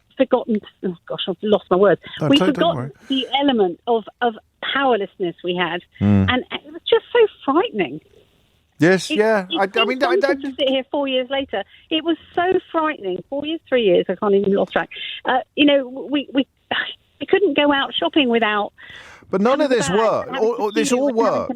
It all works, and it doesn't work at all. So, if we were trying to explain it to someone who slept through the whole thing, I don't know that we'd have touched the sides yet, really, with this. And yet, everything you've said makes perfect sense at the same time.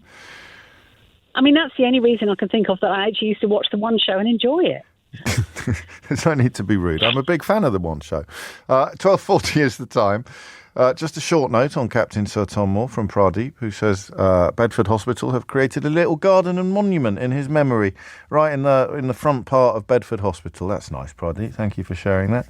So if you'd slept through the whole thing, and now someone was explaining to you in retrospect who Captain Tom was, you'd have to say this, right? There was a pandemic. Oh, yeah, I know about the pandemic. All right, and there was a lockdown. Yeah, I heard about the lockdown. Was it as strict as you said? Yeah, seriously, you could get arrested for going to the park.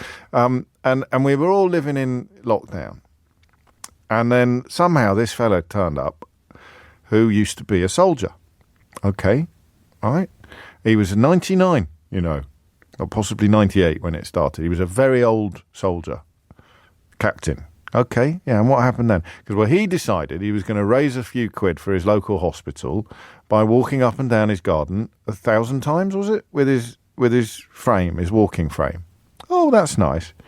And he became the most famous person in the country for about 6 months and raised £39 million for the end. Whoa, just back up a bit, will you? I got the bit about the garden. He was walking up and down his garden to raise £1,000 for his local hospital, and he was a war veteran, and he looked like everybody's idea of what an old fella should look like. He looked nice. And he had a couple of catchphrases about tomorrow being better than today or something like that, and you'll never walk alone.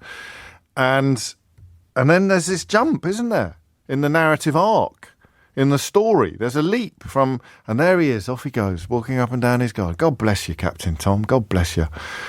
And then £39 million and knighthoods later.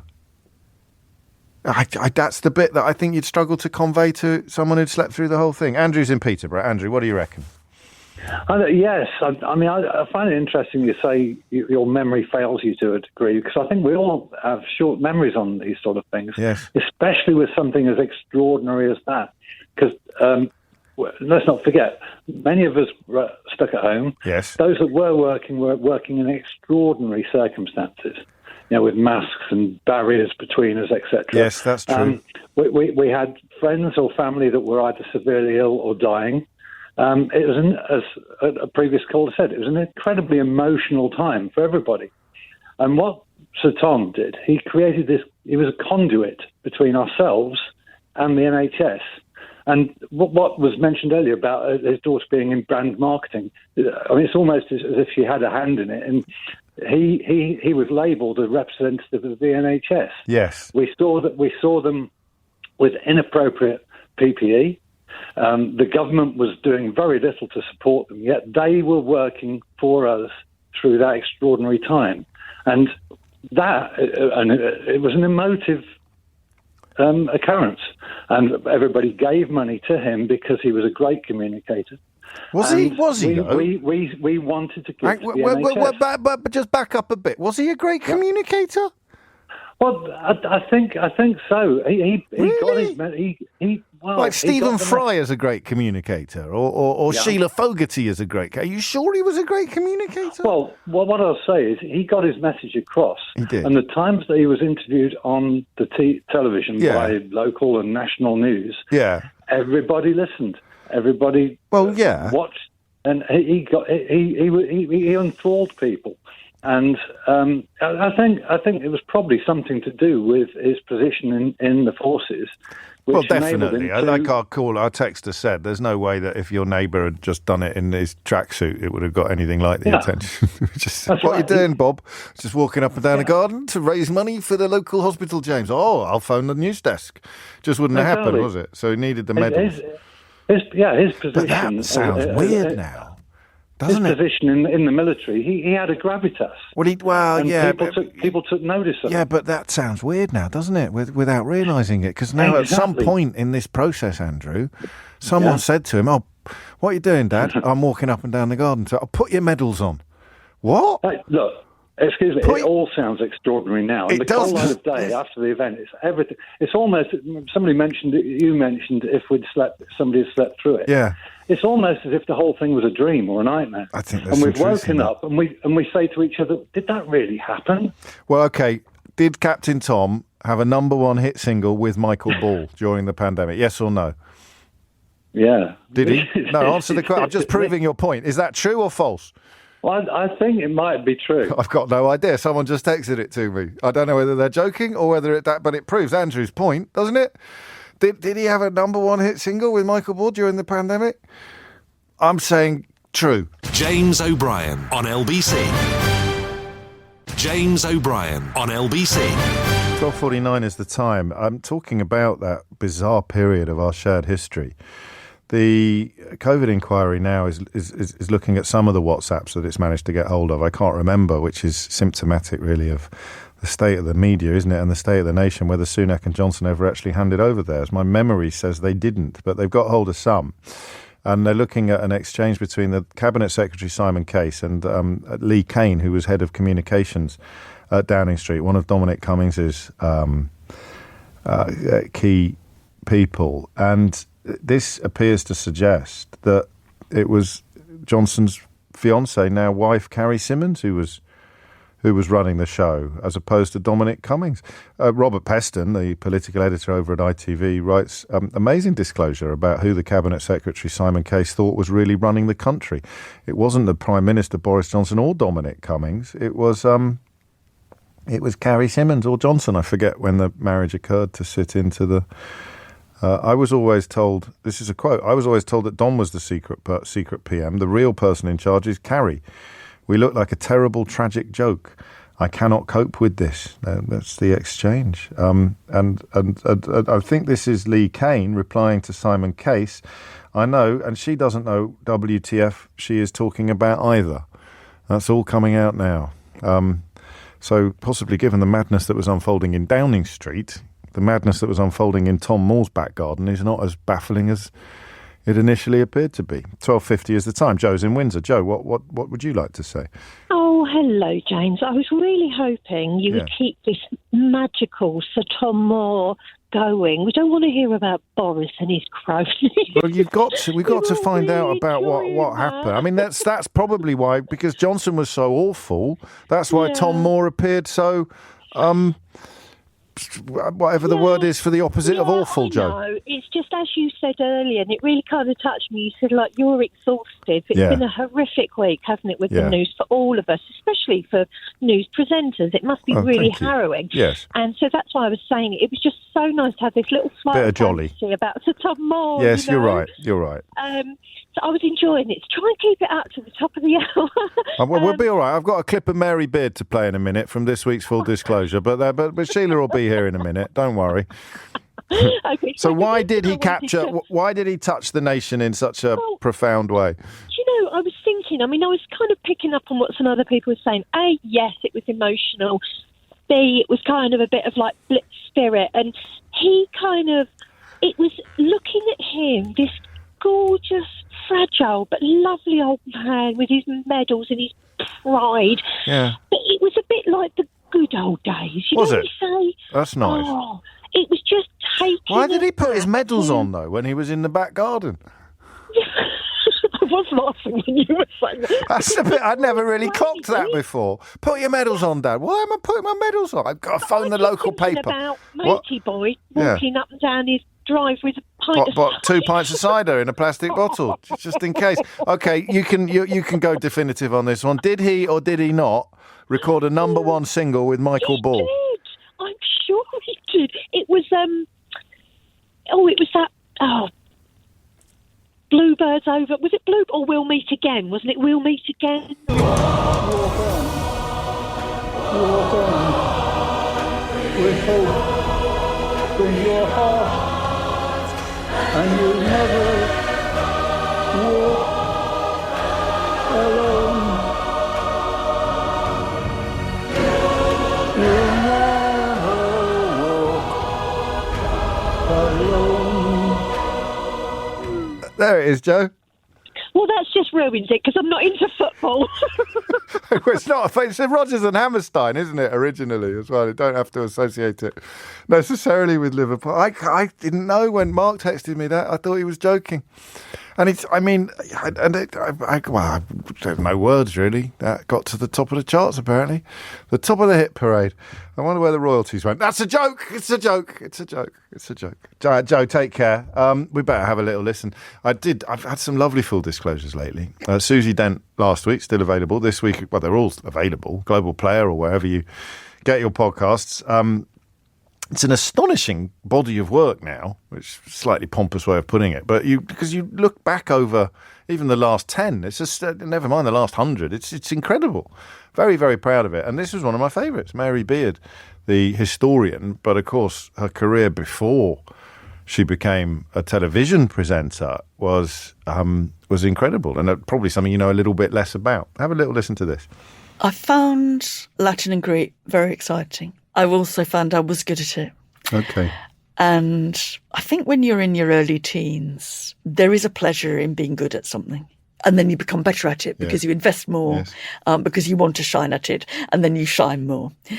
But I think it was, so there was a, it's a confession. It was because I liked being good in that way.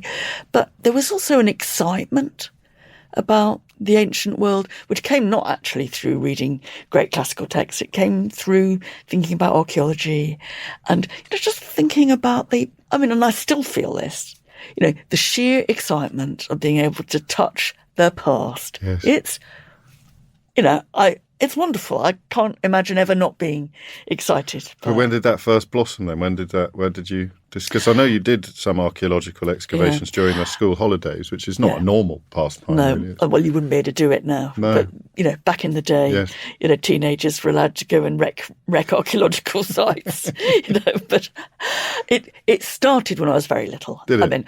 And I know, and I can still remember in my head the exact moment when it started, which was when I was 5. Right. And my mum had taken me to London for the first time, and we went to the British Museum. And I wasn't keen on the Greeks and Romans and didn't know who they were, but I was keen on the Egyptians because everybody's keen on mummies, aren't they? Yeah. And she took me to the Egyptian Everyday Life room, and she pointed out the back of the case. There is a piece of Egyptian cake. It's 3,000 years old. Blimey, And I wanted to see it, of course. And back then, museums were not at all child-friendly, and the cases are very high. She'd got bags. She tried to lift me up so I could see this damn bit of cake. And we were struggling. And a guy walked past, and he said, was I trying to look at something in particular? I said, that bit of cake, mate, And he must have been a curator because he got a key out of his pocket. He opened the case and he brought out the piece of cake. That was magical. It was magical. Yes. It was magical. I mean, it was magical partly because it was the excitement of being, eyeball to eyeball with a piece of Egyptian cake. Yes. But also he kind of demonstrated something that people will open cases for you. Yeah. People will open up the past. It was a real kind of learning experience. And that backstage sense as well, as being party to something that not everybody else was party to. That's right. That's partly that, I think. That's lovely. But I think that, if there's one person I've got to thank for my career, I don't know who he was. No. He taught me about that excitement, and he also taught me to open cases for other people. I think was, I thought that was, and that kind of continued. Indeed it did, as does that conversation. And I got to tell you, Mary Beard is a wonderful conversationalist, as you'd expect from such a brilliant communicator, which was a phrase applied a moment ago to Captain Sir Tom Moore. Not one I'd previously applied to him, but then neither did I know that he is, thank you to Simon in Stratford for this, Pop Pickers, is the oldest UK artist to have a #1 single, beating Sir Elton John into second place. Did you know that? I've only got a minute left. Anna in Horsham can have it. Anna, make it count. Oh, bless you, James. James, Captain Tom Moore, Sir Captain Sir Tom Captain Moore. Colonel Saint Captain Tom Moore. Saint, lovely bloke. Pop star, chart topper. And pop star, yeah. I cannot personally thank him enough for lifting, spirits in general, because we needed it. Doesn't need to make sense. Doesn't need to make sense, does it? Yeah, but I do want to remind everybody that there were two children out there that I remember raising millions at exactly the same time. Is it the lad who slept in his tent?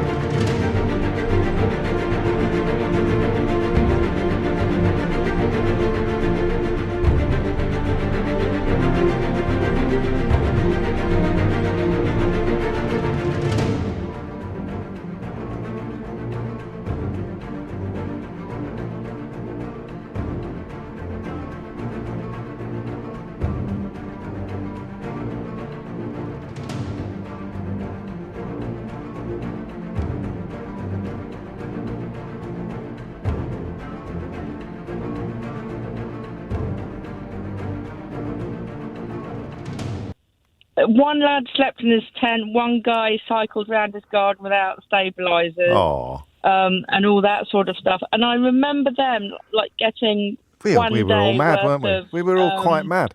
We were all absolutely bonkers, but in quite a nice way. For some reason, we all focused on Tom. Oh, so you're complaining? Which is great. You're saying the kids should have got more attention. He nicked the attention off the children. That lad who slept in a tent for 100 years, that was remote. I kept thinking about Lumbago.